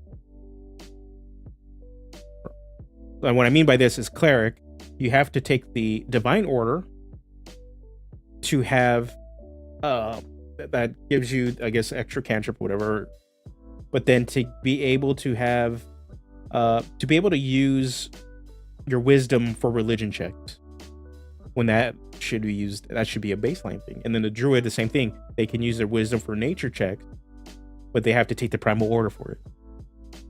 Why? Just, we already see this in the ranger, that you're allowing the ranger to do ranger stuff and be good at ranger stuff. That's what rangers are supposed to do. If you're a cleric, just because you're a bonky cleric doesn't mean you should suck at knowing religion. And if you're a druid, the nature guy, the nature person, you shouldn't suck at doing nature and knowing nature if you're the bonky nature guy.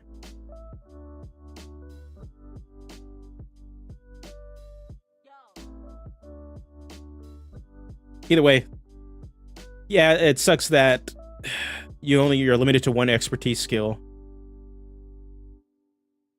but also like you're gonna be good at doing your you're gonna be good at doing nature stuff. They could easily replace this and just say you get expertise in one skill, and you have expertise in nature and survival checks.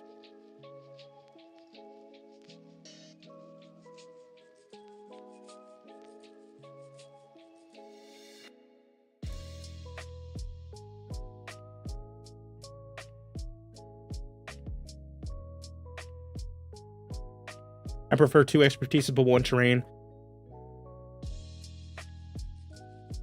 Yeah, I can see that too. 2 expertises, 1 terrain, and you can just change the terrain on a long rest. Having access to 2 terrains and then changing one of them on a long rest, knowing 2 or knowing 1 is the same. It's kind of the same for that. You're only going to prepare for what you know the day before you actually head out to that area.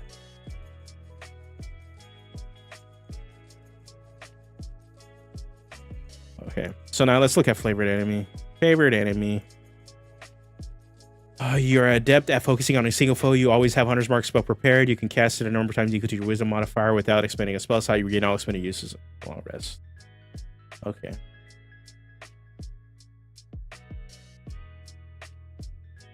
Okay.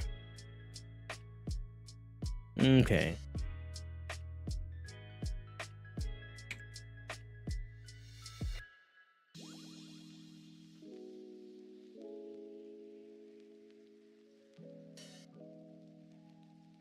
Adobe, you're drunk. Adobe's drunk. Let's go to spells.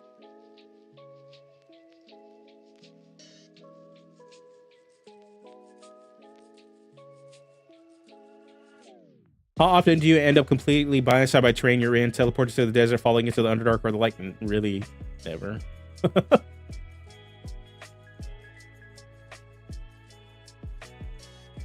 And even then, if you're in a situation, most likely in the story, that you're shifted or just teleported to another part of the world, you're probably already in a crap situation, so you guys are probably going to want to rest anyway. And then you take your long rest, and then you just adjust to wherever you're at.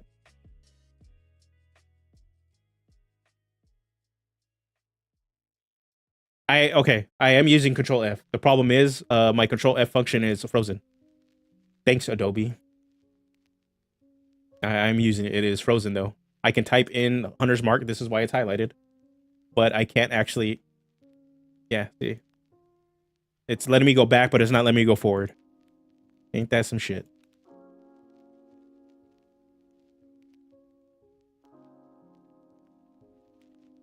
Yeah, I can press previous. I can't press next.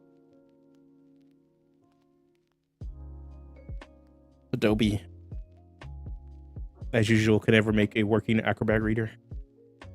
Hunter's Mark. Okay, so it's concentration up to 1 hour. You can choose a creature you can see within a range and magically mark it as your query. Until that spell ends, you deal an extra 1d6 force damage to the target for the first time you hit it with an attack roll on your turn. You also have advantage on any wisdom perception to make to find it. If the target drops to 0 hit points before the spell ends, you can use a bonus action to mark on your creature.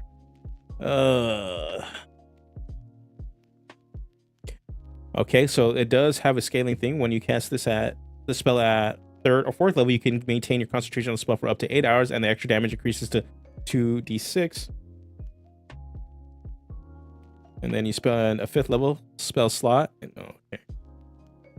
There is scaling damage that wasn't there before. Yeah, so there is scaling damage, but the damage is only at once per turn instead of every attack. Yeah, it does suck that it is a bit of a nerf that it doesn't pop off from every attack that you do now. But now it scales, so you do more damage with it. Yeah, it feels wrong because we're used to it triggering off every attack we do. But now that it scales, it might not be that bad. At least it says on any turn, so you can opportunity attack, which is thematic. Yeah, so that is one thing too. Is to find ways to trigger it more often. So yeah, okay, Hunter's Mark. Yeah, cool. It scales, but now it's back to being a concentration, and it's only once per turn. That does kind of suck. I don't know if you're gonna want to, for the scaling thing, if you're gonna want to dump 3, 4th, 5th level spells to do it, compared to what you normally. Let me see if I can just put Ranger. We're gonna just hit previous.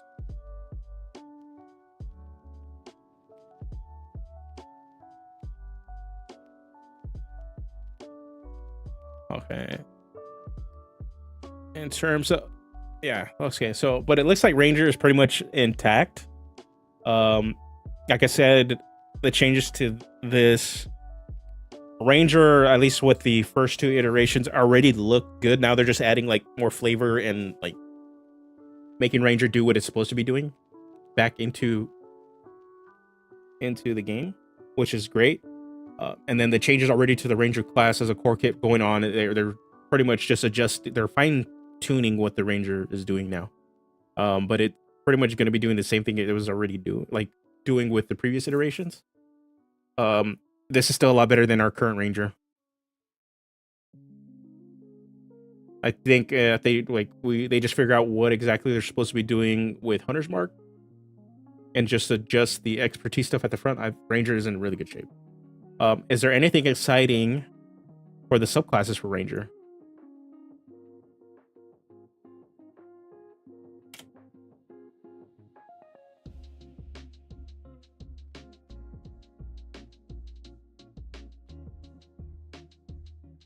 So it looks like the Beast, pretty much the pet subclass, Beastmaster Ranger, is just being updated with the Tasha's Cauldron of Everything features.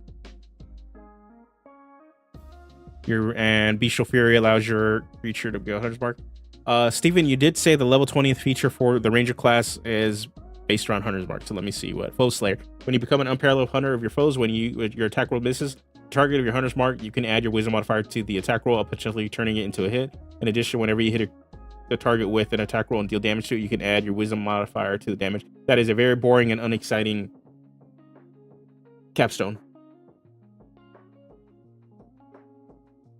That is boring, unexciting, and it relies on a first level spell. I'm to pop off, which you might be not using at 20th level consistently. This is boring. Give me a more exciting, better capstone. Just make it do something else. I don't even care at this point. Just make it do something else. Yeah. Yeah, boring capstone. Don't like it. All right, let's look at Hunter. Everybody, I think the biggest thing was people were like mixed bag on Hunter. People didn't like it in the first go around, and I'm seeing people still not like it, and I'm actually seeing people like it. So let me see. Yeah, Foe Slayer sounds like a 7th or 10th level feature. Yeah, it's not a 20th level feature at all. Okay, Hunter's Prey now. We'll look at the Hunter, and then we'll move on to Rogue. Hunter's Prey. Hunter. Design notes on Hunter's update. Hunter's Prey now contains the 3 feature options that appeared in 2014. Giant Killer has been renamed to Retaliator and now works against attackers of any size. Okay, cool. Hunter's Lore has moved from 6th to 3rd level. Defensive Tactics returns, but it contains evasion and uncanny dodge from Superior Hunter's defense. It also includes a new option, Hunter's Leap. Feedback on the 2014 Hunter strongly preferred the options in Superior Hunter's defense over the ones in Defensive Tactics. Superior Hunter's Prey replaces multi-attack and lets you choose another option from the Hunter's Prey. Superior Hunter's Defense now lets you choose another option for Defensive Attack. Okay. So it seems like we're just going to get a lot of choice that was removed from the last Hunter, where they just went with the options everybody just tended to gravitate towards. So now it looks like they're bringing back the ability to choose and customize as you progress. So Hunter's Prey, you get one of the following feature options of your choice. Colossal Slayer, your tenacity can wear down even the most resilient foes. When you hit a creature with a weapon, the weapon deals an extra 1d8 damage to the target. If it's missing any of its hit points, you can deal this extra damage only once per turn. You put Hunter's Mark on top of this. That's an additional d8 and d6 of damage for an attack. Okay. Horde Breaker on once on each of your turns. When you make an attack with a weapon, you can make another attack with the same weapon against a different creature that is within 5 feet of the original target. That is within the weapon's range, and you haven't attacked this turn. Excuse me. This becomes weaker with Hunter's Mark only triggering off of one attack. Because Horde Breaker, like, you attack one and then you attack the other one, both Hunter's Mark pop off. So now it's like Hunter's Mark only works on the one creature. No, actually, never mind. I'm being stupid. Hunter's Mark never worked with that. Ignore me. Yeah. But no, it's still the same. Okay.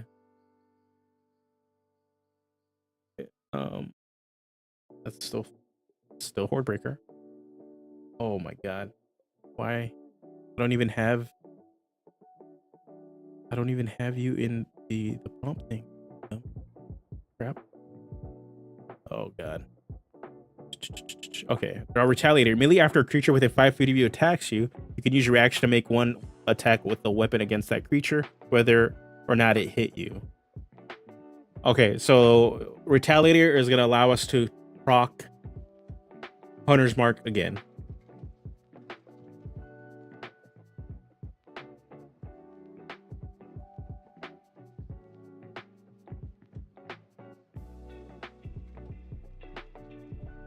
So really, all 3 options are pretty solid. So Colossal Slayer is like all your damage, like you want Colossal Slayer, all your damage is going to be up front. A Horde Breaker, you want to spread the damage, and Retaliator is more of a defensive option. You're waiting for the damage to like should hit you, like somebody hit you, and the fact that yeah. So also really solid. I still think like Colossal Slayer and Hordebreaker are still stronger than Retaliator because you're not dependent on somebody attacking you to trigger this.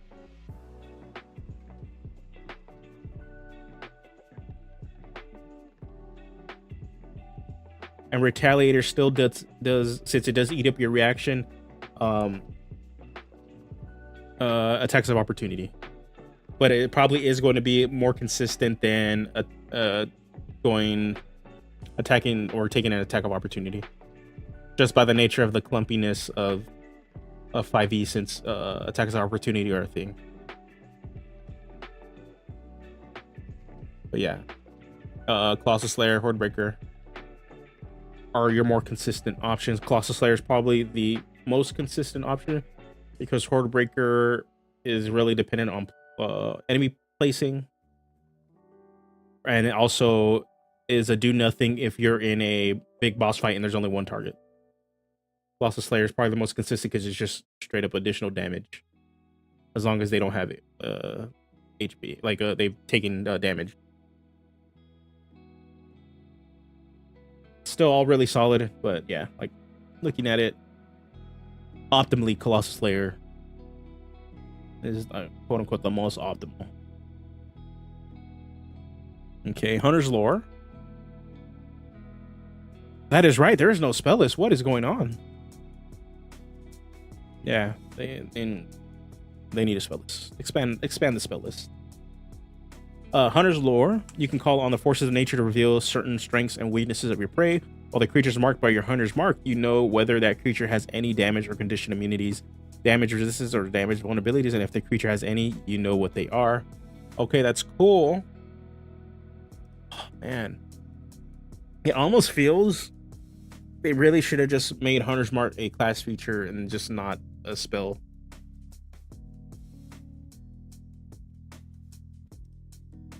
They're getting really hung up on making it seem like it's fantastical, and that's why they're shoving it into a spell.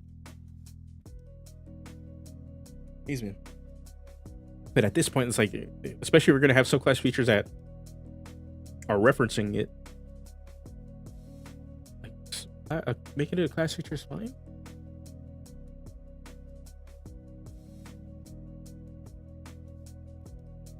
Oh, still not bad. Like you can exploit information.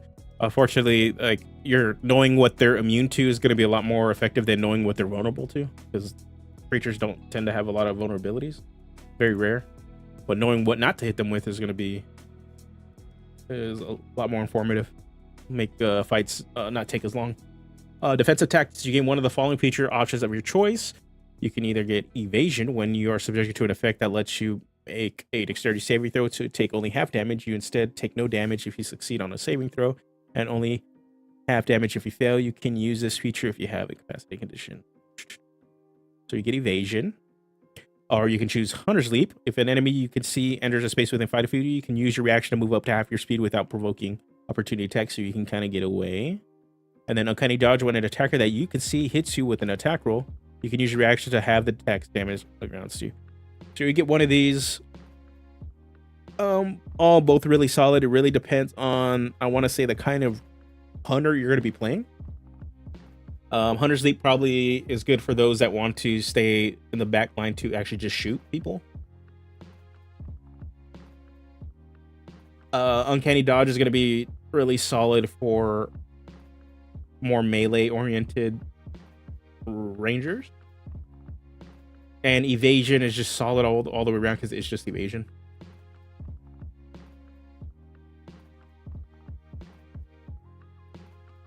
Yeah, or keep the spell and give rangers an additional version as a class feature. Yeah, they did. Yeah, if they're gonna keep referencing it, they need to do something in its base class besides just like making it a spell and then like do more stuff with it. I don't know. It just seems. All these options are really solid, but they heavily lean on what kind of ranger you're really going to be playing. Uncanny Dodge is more melee oriented. Hunter's Leap is ranged oriented, and evasion is just well rounded.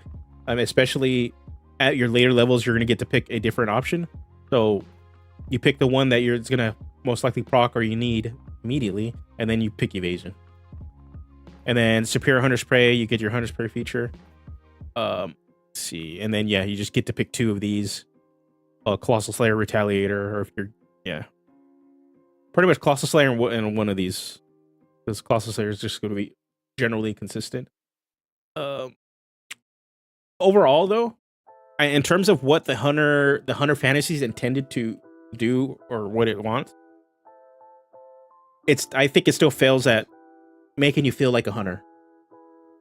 Hunter's lore is pretty much the only feature I'm seeing that says yes, I hunt. Like I know information about the enemies we're tracking and doing. All these other features, while good and play into a really solid vanilla ranger, they don't scream out to me that I'm stalking them. I can track really well, and I can take down specific creatures really, really well once I start tracking them. It doesn't mean the mechanics don't suck, though. It's just in terms of features that they're giving us, or it doesn't support the narrative. Still solid features, though. But I think the hunter subclass has always had that problem where the features are really, really solid, but it just doesn't have the flavor. And they're barely getting away with just giving you hunter's lore as the only flavor for the subclass that gives any inkling of you being this sort of master tracker stalker. People want to play Craven, man. Craven the Hunter, and you kind of just giving good martial options for that without actually buffing up the narrative, the fantasy of that. So, yeah. All right. This is the last class. So we're gonna go with Rogue, and then we're gonna go with Rogue, and then we're gonna also look at one of these subclasses. So let's see what the Rogue does. Here are the main updates in this class since its last playtest version. Sneak attack is no longer required to be used on your turn with the attack action. Oh my god, they said they reverted back to sneak attack working on your reaction or on attack of opportunity. Sick. Or on somebody else's turn. They reverted it. Thank you. Thank you. Thank you. Rogue enjoyers. Love you right now. Weapon Mastery is the new first level feature. Interesting. Okay. That's interesting. Rogue subclass levels now match the level progression in 2014 Rogue, ensuring compatibility with subclasses already in print. Steady Aim is a new third level feature imported from Tasha's Cauldron of Everything. This edition was requested by many playtesters. Okay, so they get Steady Aim for the ranged Rogue build. Cunning Strike is a new 5th level feature, giving tactical options to sneak attacks. Okay, so Cunning Strikes is something everybody's been talking about. I have not read into it, so what we'll do, I just have to say though, before we get into Cunning Strike, because that's like the big major change. Well, the Tasha's features for the monk were not good. I won't be honest, they weren't really solid. But anyway, enough monk. We'll look at Rogue. Just want to say though, the reverting back the Rogue to its previous subclass progression is a miss for me, because the gap from 3rd level all the way to 9th level to get a subclass feature, it sucks. Like, you're not really feeling like you're playing too much of your subclass. You're mainly playing a bit of your subclass, and then you're playing a lot of Rogue, which kind of sucks. I did like that change where they did give it a 6th level feature, but at the same time, we do now have backwards compatibility for the Rogue, so we lose out on getting more subclass and feeling more like you're doing more Rogue stuff, or a specific kind of Rogue, your the fantasy narrative for your subclass. But then you, at the same time, we get to use our old books. So, and then they're testing out Steady Aim. So they're testing it out. We'll see if that even sticks around. It is a highly requested feature, but I think I think. Okay, let's see. Expertise. You still get that sneak attack. You get weapon mastery.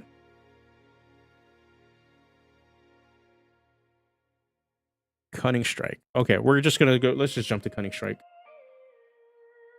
So cunning strike. You have developed cunning ways to use your sneak attack. When you deal sneak attack damage, you can add one of the following cunning strike effects. Each effect has a die cost, which is the number of sneak attack damage dice you must forgo to add the effect. You remove the die before rolling, and the effect occurs immediately after the attack's damage is dealt. For example, if you add the poison effect, remove 1d6 for the sneak attack damage before rolling. If cunning strike effects requires a saving throw, the DC equals to 8 plus your proficiency bonus plus your dexterity modifier. Okay. Each effect has a die cost. Okay. Okay. So first one is disarm. The target must succeed on dexterity saving throw or it drops one item of your choice that it's holding. Okay. Disarm is cool, but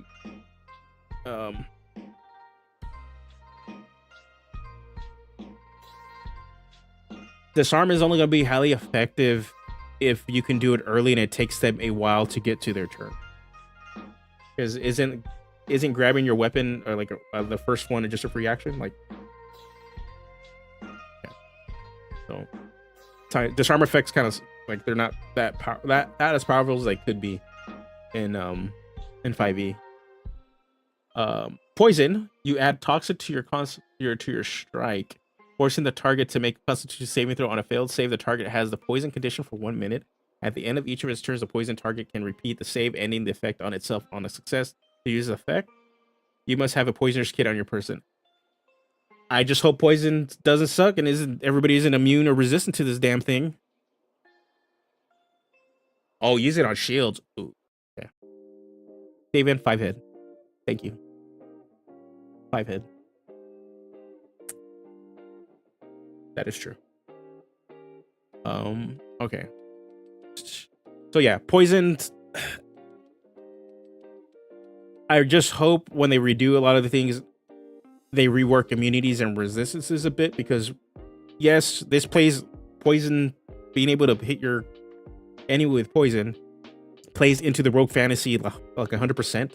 People like have been wanting a poisoner rogue, and just having it baseline into your rogue subclass is still sick. But it's only gonna be good and effective if poison doesn't suck and it isn't highly resisted or people are straight up immune to it. So well, that's gonna be hit or miss depending on how bad. Like, given what currently is with 5e, narratively great, probably your worst option.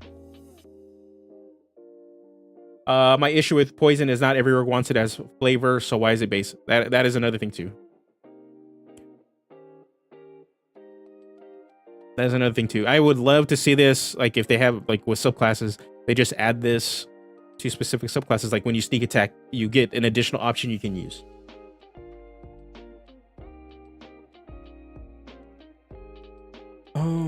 So yeah. So and then we got trip cost. Trip, if the target is large or smaller, it must succeed on a dexterity saving throw or have the prone condition. Okay. Yeah.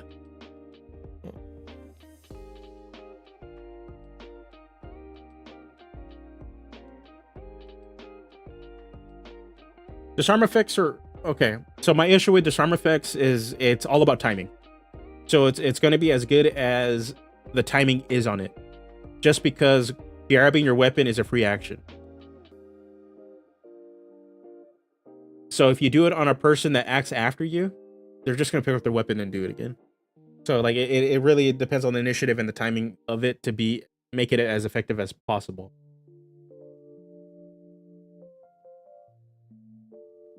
So that is always been my thing of then seeing disarm effects like in play.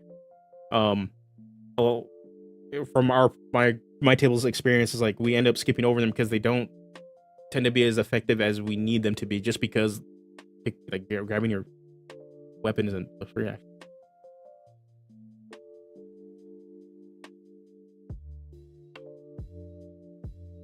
Well, grab your weapon. Well, why grab their weapon if you can just kill them and they're dead?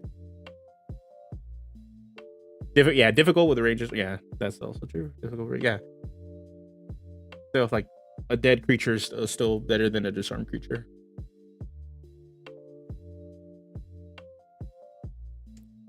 So yeah, it's just a. I think in cases like Stephen you brought up, like disarming their shield is probably going to be a lot more effective. Lowering their AC, even lowering their AC by 1, but if they're using a shield, lowering it by 2 is actually is going to be a lot more effective than preventing them from hitting you. All right, trip. Good. Withdraw. Immediately after the attack, you can move up to half your speed without provoking opportunity attacks. Okay. Trip is probably going to be the most effective one. Trip and withdraw. Now, disarm needs certain conditions to be met to make it highly effective. Poison is highly dependent on how much the poison condition is going to be resisted or immune on the creature base. If they keep it as is, it is your weakest option by far.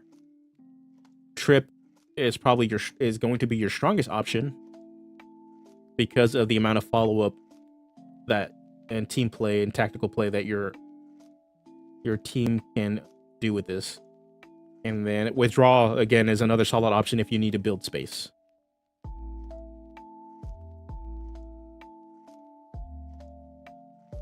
Yeah, this is really solid. This is really like yeah, it's good. And the cool thing with this, like, depending on the subclasses, they can add additional options for stunning or for cutting strike. You like, there is a trade-off. Like, you are doing less damage to do an effect. So that, like, there is that involved with it. The other thing is, Steven brought it up, like, there's more saves involved in combat, so it is gonna bog down combat. And that's another thing. Another thing 5e doesn't do really well is, like, combat takes too damn long.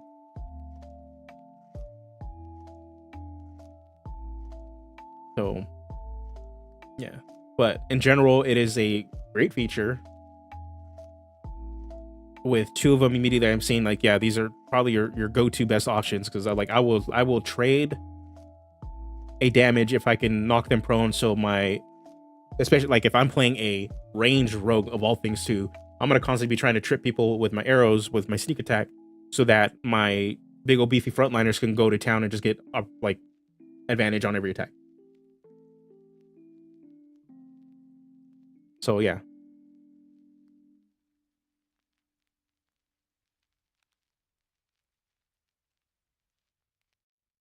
So yeah. Yeah.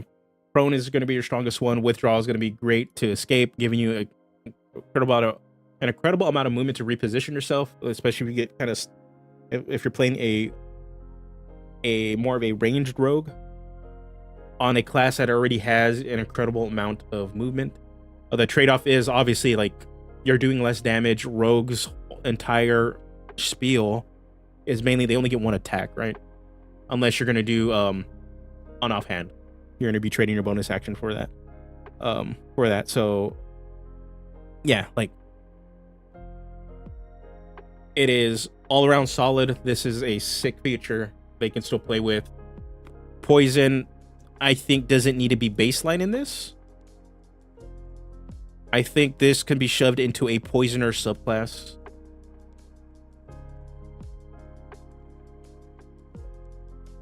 Just because not all rogue fantasies want you to be using poison. Yeah, withdraw is still good for melee rogue, don't get me wrong. It just really depends on what you're intended to be doing as a melee rogue and when you wanted to be triggering sneak attack and how your playstyle is. So, like, a swashbuckler is going to be using withdraw a lot. They will trade that 1 bit of damage to do their offhand attack if they're doing dual wielding, and then do their sneak attack and then back it away. This becomes highly effective if stuff like Booming Blade is still active in the game. Let me. I gotta drop you guys off. I'll put you guys down a bit. Like if Booming Blade is still a thing in the game, like a Arcane Trickster Rogue even becomes more effective because they could sneak attack Booming Blade and dip back out, creating distance without having to use their disengage or having to use their bonus action to disengage or any of that stuff. Oh yeah. So overall, Cutting Strike is a slam dunk. Adding in a weapon mastery into the Rogue too is a slam dunk. I like Marshals having pretty much this system for them. But there is some critiques on the system. You're giving them like some like cantrip level stuff there. But either way, like Marshals are a lot more interesting now. Rogue was already a really solid class to begin with. Maybe not the most damage intensive class, despite sneak attack providing a lot of burst damage. But overall, like looking at the actual numbers, Rogues fell behind Marshals in terms of actually damage output. But in terms of narrative and play and feel, it is a highly rated class. So they're just making it better. Cunning Strike is sick. And I see the hype. I was already a Rogue enjoyer, so this doesn't change. Okay,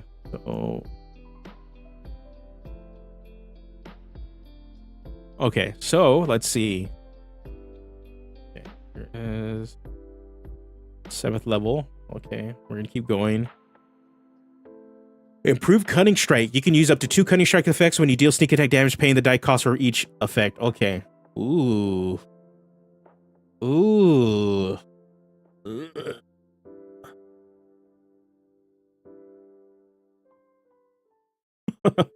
So I'm gonna trip and I'm gonna use trip a lot, and then we're gonna withdraw, trip and poison, trip and disarm. Yeah, trip and run. Peace. I'm outie. I'm out. Yeah. Okay, and then Devious Strike. So sneak attack deviously. The positive effects are among your Cunning Strike options. Okay, so these now are like higher costed, so you're gonna be doing less damage, but then also you could be doing like trip and daze, or trip and knockout, trip and obscure, or withdrawal in any of these, poison in any of these. Target must succeed on a Constitution saving throw, or it has the daze condition until the end of its next turn. Knockout. The target must succeed on a Constitution saving throw. It has an unconscious condition for 1 minute or until it takes any damage. The causes target can. Oh my god. Okay, and then okay. I'm seeing the cost now. These costs are hefty. You might not be able to use knockout with anything else. Okay, obscure. You strike near the target's eyes. The target must succeed on a dexterity saving throw, or it has the blinded condition until the end of its next turn. Ooh. Yeah, trip and daze. Okay, so the biggest problem is that there's going to be so many damn saving throws that this is going to slow down combat. All right, they need to clean this up so that you're not going to be rolling a lot for this. Improve Cunning Strike while sick, but you're going to be able to like proc off 2 all the time. I don't know if that's necessary.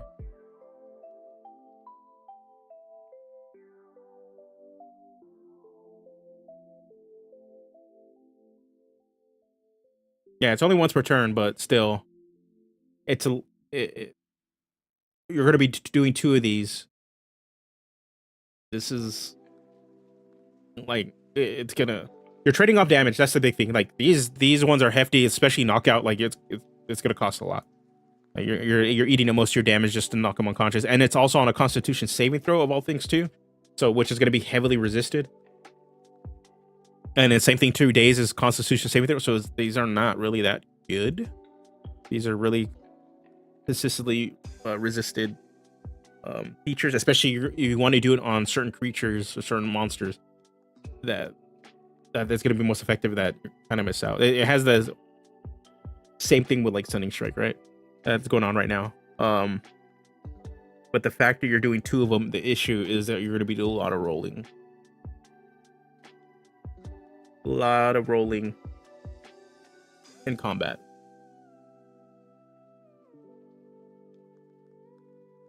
While I'm excited to give options and give marshals control and engagement,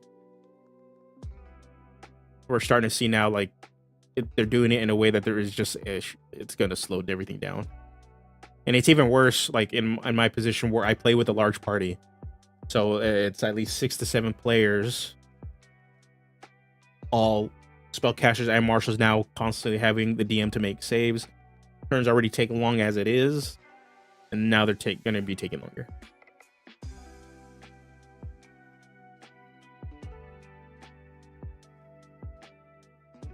Yeah, but knockout may be better than stunning strike, but at the same time, you're not doing damage. Like you pretty much kill off your whole damage. You're gonna have to rely on everybody else to do it. When it might, I'm looking at efficiency of like how like time to kill at this point. And also stunning strike comes out a hell of a lot earlier. Knockouts way like comes out later, and it's on the same save, and you're losing out on like a lot of like your damage for it. So yeah, cutting strike is good. Like I like it. But seeing how it's filtered out into the rest of the class and how it's gonna do in actual play, it does worry me because it is gonna slow shit down.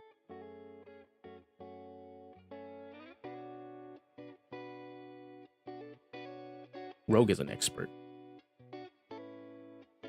Yeah, knockout lift, dash to the cliff drop. Yeah. Yeah, I'm not saying that knockout is bad. That's what I'm not saying that. But in terms of like, we're looking at like I'm looking at like efficiency and kind of like speed of play, time to kill, and pretty much efficient use of your resources where you still are maintaining your damage, while also like having a bit of more effect on what's going on. Trip is probably going to be the one you go to because knocking people prone and giving everybody advantage increases the overall accuracy of combat, especially since it's on a dex save and only costs you 1d6. Like these are still all really, really good. It's just, yeah, and my fear is that it's going to bog down combat a lot.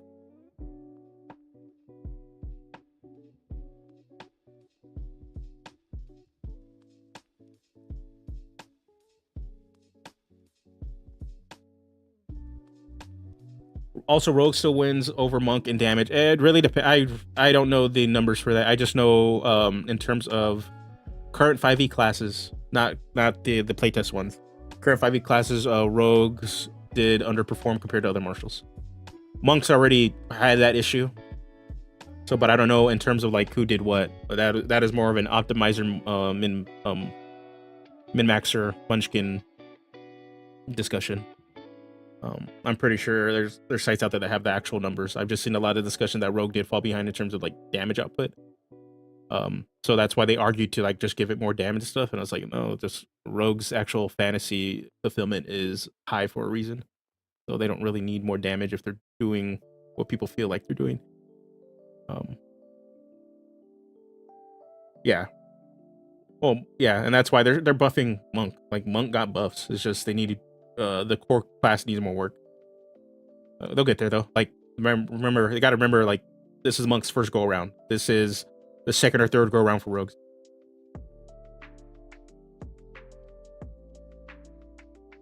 Yeah, yeah. This is Monk's round 1. The rest of these classes are round 2 or 3. So we we still got ways to go for Monk, and that's fine. Actually, I do have a Discord.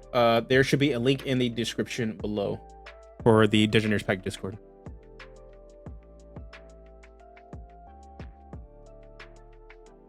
But yeah, it's not bad. Like, okay, yeah, Cutting Strike sick. but it is something that we do got to look out for. I actually really enjoy that they are using like the stunning strike die in a way to actually pay for stuff. It does remind me of the luchador a bit, where like you're building up resources and spending them, but this time you already have those built-in like resources and you're spending them to do less damage and trade off for some pretty sick and powerful effects. So, and that is in addition to the weapon mastery system.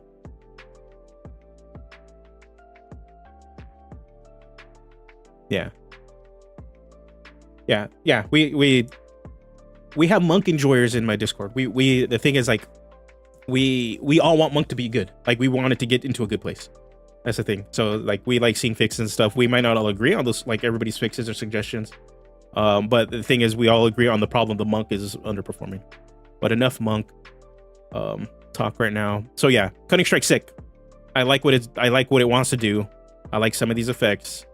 I'm just worried about, in terms of actual play, how much is going to impact speed of play. So, but it is a class that already has high favorability on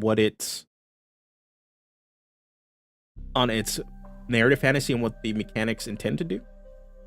It's giving it more things to do to make it even more effective, and giving it more, again, control. Like marshals are getting a lot of like control options and more tactical play, which is nice to see. Nobody's mad at this, but there is going to be some damage disruption to damage of personal damage. So I think this is going to kind of like frustrate min-maxers and optimizers a little bit, because you are trading off that damage. But in terms of overall effectiveness for what you're doing for your team, you might end up doing more damage from other sources, from other players, obviously, when pulling these off.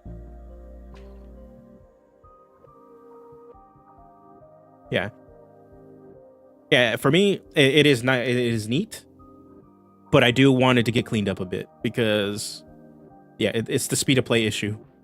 As all I'm really seeing with this is like there is a speed of play issue with this. So a speed of play issue, and you are trading damage for it, and that's where I'm seeing the difference, because obviously the biggest comparison is the rogue and monk. They both sort of play this skirmisher role, but monk is heavily leaning on martial control, and rogue, on the other hand, has some abilities to control, but they do not have repositioning.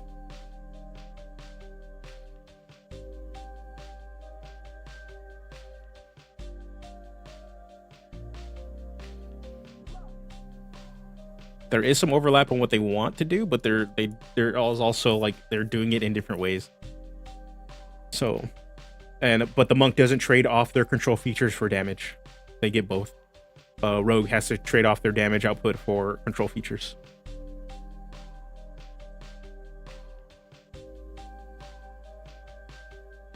So yeah, there's pros and cons to both right now. Like, Rogue gets some really solid control features, but they're trading off their personal damage for it. And also, monks don't trade off their personal damage, and they get more. They get to do it more often. They get more damage because they do more attacks. Okay, all right then. Let's just look at Versatile Trickster. I just want to see.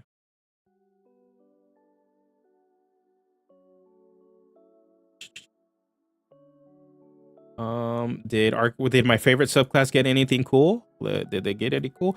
Main updates: spellcaster now uses arcane spell list rather than the wizard spell list. Okay, Versatile Trickster has been redesigned to allow you to use certain options from your Cunning Strike with your mage hand. Okay.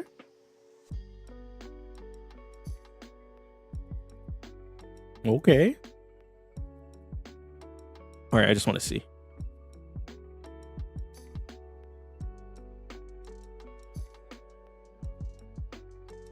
¿Dónde estás? Okay, yeah, Cunning Strikes are a 5th level feature, so Magical Ambush, Versatile Trickster, so you don't get this until 13th level. Oh my god. You can gain the ability to distract targets with your Mage Hand when you use the Disarm or Trip options from your Cunning Strike. You can also target that option at a creature within 5 feet of the special path.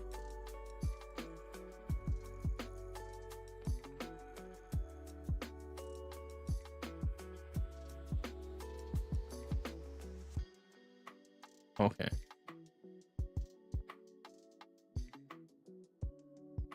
You control the hand as a bonus action instead of an action. Through it, you can use these tools and make dexterity sleight of hand checks. You gain the ability to strike targets with your mage hand. When you use the disarm or trip options from your cunning strike, you can also target that option at a creature within 5 feet of the spectral hand. That's the way it's written. It sounds weird, but I'm assuming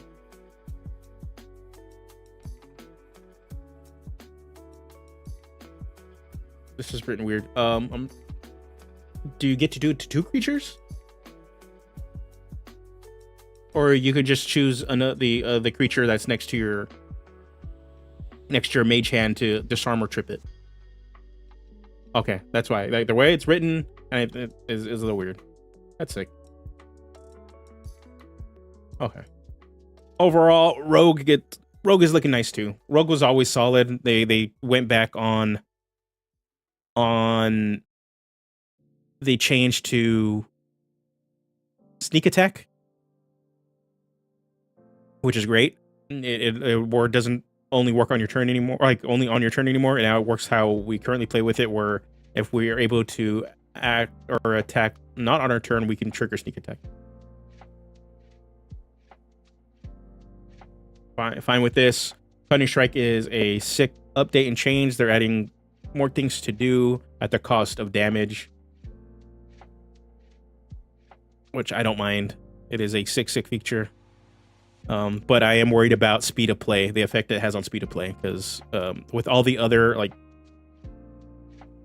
features they're adding to give marshals more interaction and more control and more impact on combat outside of just the attack action, it seems like speed of play is going to be an issue, where this game really is geared towards only wanting to have a smaller group of players to really beat it through. So yeah, they don't have hand crossbow proficiency anymore. Yeah, and there's some clarity. Oh yeah, so yeah, but yeah, we got through it. Based off all the changes and stuff in there, I'm generally positive about what's coming. I know other people have been a little bit more doom and gloom. I'm generally excited on seeing what they're actually adding. We're now starting to see like a lot of classes starting to really get into their final forms, while others are still playing with some new ideas. And then we're finally seeing the monk, which is on their first round pass, and I'm generally okay with the direction they're taking it, but they still need to push for more. The base class needs some more work to help facilitate its narrative identity. I think it's kind of in limbo right now, but the subclasses rock. Druid and cleric being flexible on what kind of druid, like if you want to play a melee or spell cleric or druid, is a nice change. That is giving players more choice to actually do things and create in the characters they want is always a bonus in my book. And the same thing for Bard. I know some people are kind of against Bard being able to choose a different spell list from the start, but I think that Arcane for the Bard spell list is probably going to be the most effective and proficient one. But for like in terms of narrative and the kind of Bard you want to play, being able to choose Primal if you want to play more of a Fey Bard or nature-based Bard, or you choose the Divine list and want to play a more I guess holy spiritual Bard, are also pretty sick. So yeah, adding those little nice tweaks and changes allows you to get into flavor and make your characters the way you want, so you don't really have to multi-class. You can stick with your same character level progression if you want to, and you still feel like you're being able to play the class, maybe not as the most effective way possible, but still play the character concept you want with given options. Paladin, I like it more now. It is shaping up to be the Gish class instead of just being the I stand there and tank class. I just stand there and you guys bask in my glory and I wait to smite. It is now looking to be more of a tanky Gish that is not really is a role that people want in 5e, but just hasn't been fulfilled. It's only been fulfilled in third-party classes. Like everybody, like there's a lot of Maguses out there. So now Paladin's looking to kind of fill that role. I still think Paladin is still struck in the kind of the shadow of the cleric and being a spiritual warrior. Paladin could and should be looked at in future editions to really push it further, to really fill its role, maybe get a name change. Now Warlock's not a gish. Warlock is shaping up to be a very highly customizable class.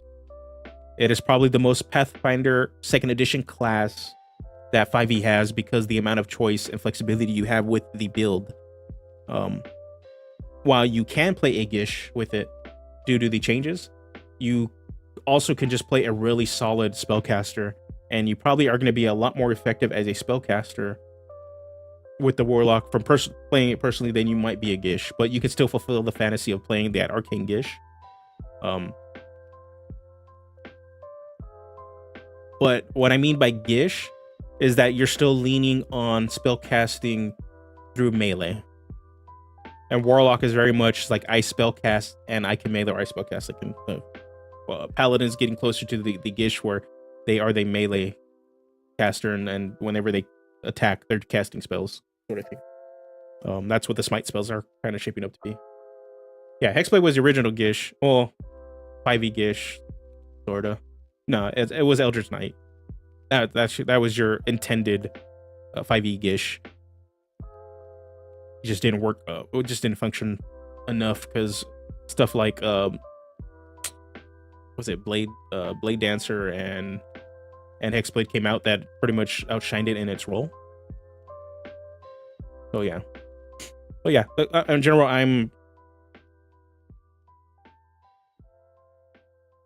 after really the big turmoil with Wizard of the Coast and what they have been doing outside of the game, and then now we're kind of getting back into kind of just seeing what they're going to do, getting back to what people really are passionate about with the game, and actually looking at the game again.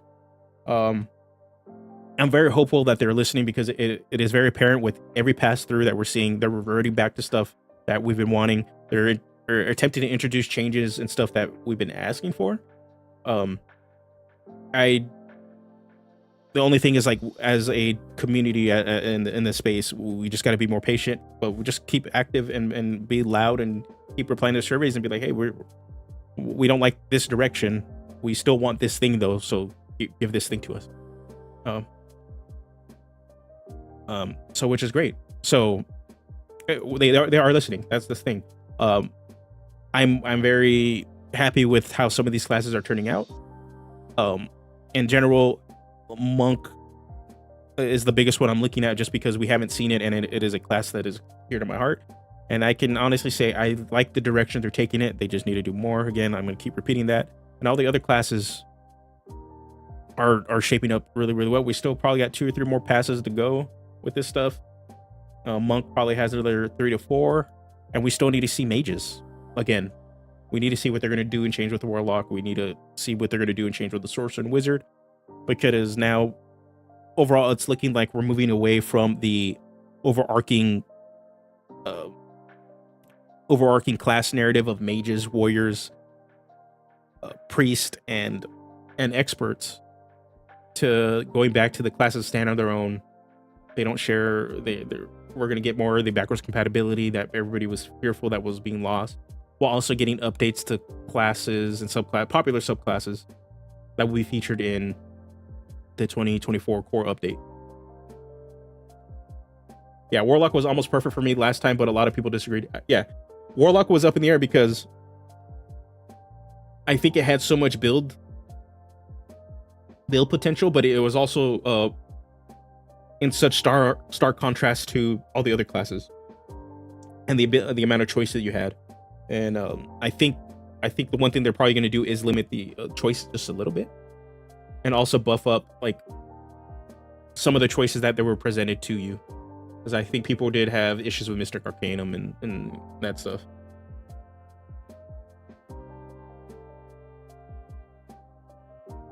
Yeah, Monk is better. Better is good, but good would be better. Yeah, we want Monk to be good. I have a feeling as long as we're more active in talking about it and patting Wizards on the Coast in the back for the things that they're doing good so they don't change it, and then still tell them we need more of these other things to make any of these classes really to be better, they're gonna listen. They are listening. That is very apparent in these. I think people need to be patient. Be active, but be patient. These things take some time. But looking at this playtest now, and I'm gonna wrap it up here. I'm a lot more excited to what's to come to this game than I was a few months ago. Yeah, I wasn't even sure if I wanted to be playing 5e again, but seeing all these changes and stuff, I'm like, this looks fun. Again, like this game actually starting to look fun. I'm still having fun with other systems. I'm still going to play other systems, but I'm having fun looking at 5e, and then in the future to talk about 5e again, like consistently. The amount, like I might, seeing that the amount of choices that we're going to be having in terms of making characters, I might go back to making character builds again, just because of how much variety that the classes are going to have on a level to build certain characters and the narratives that we can build around them.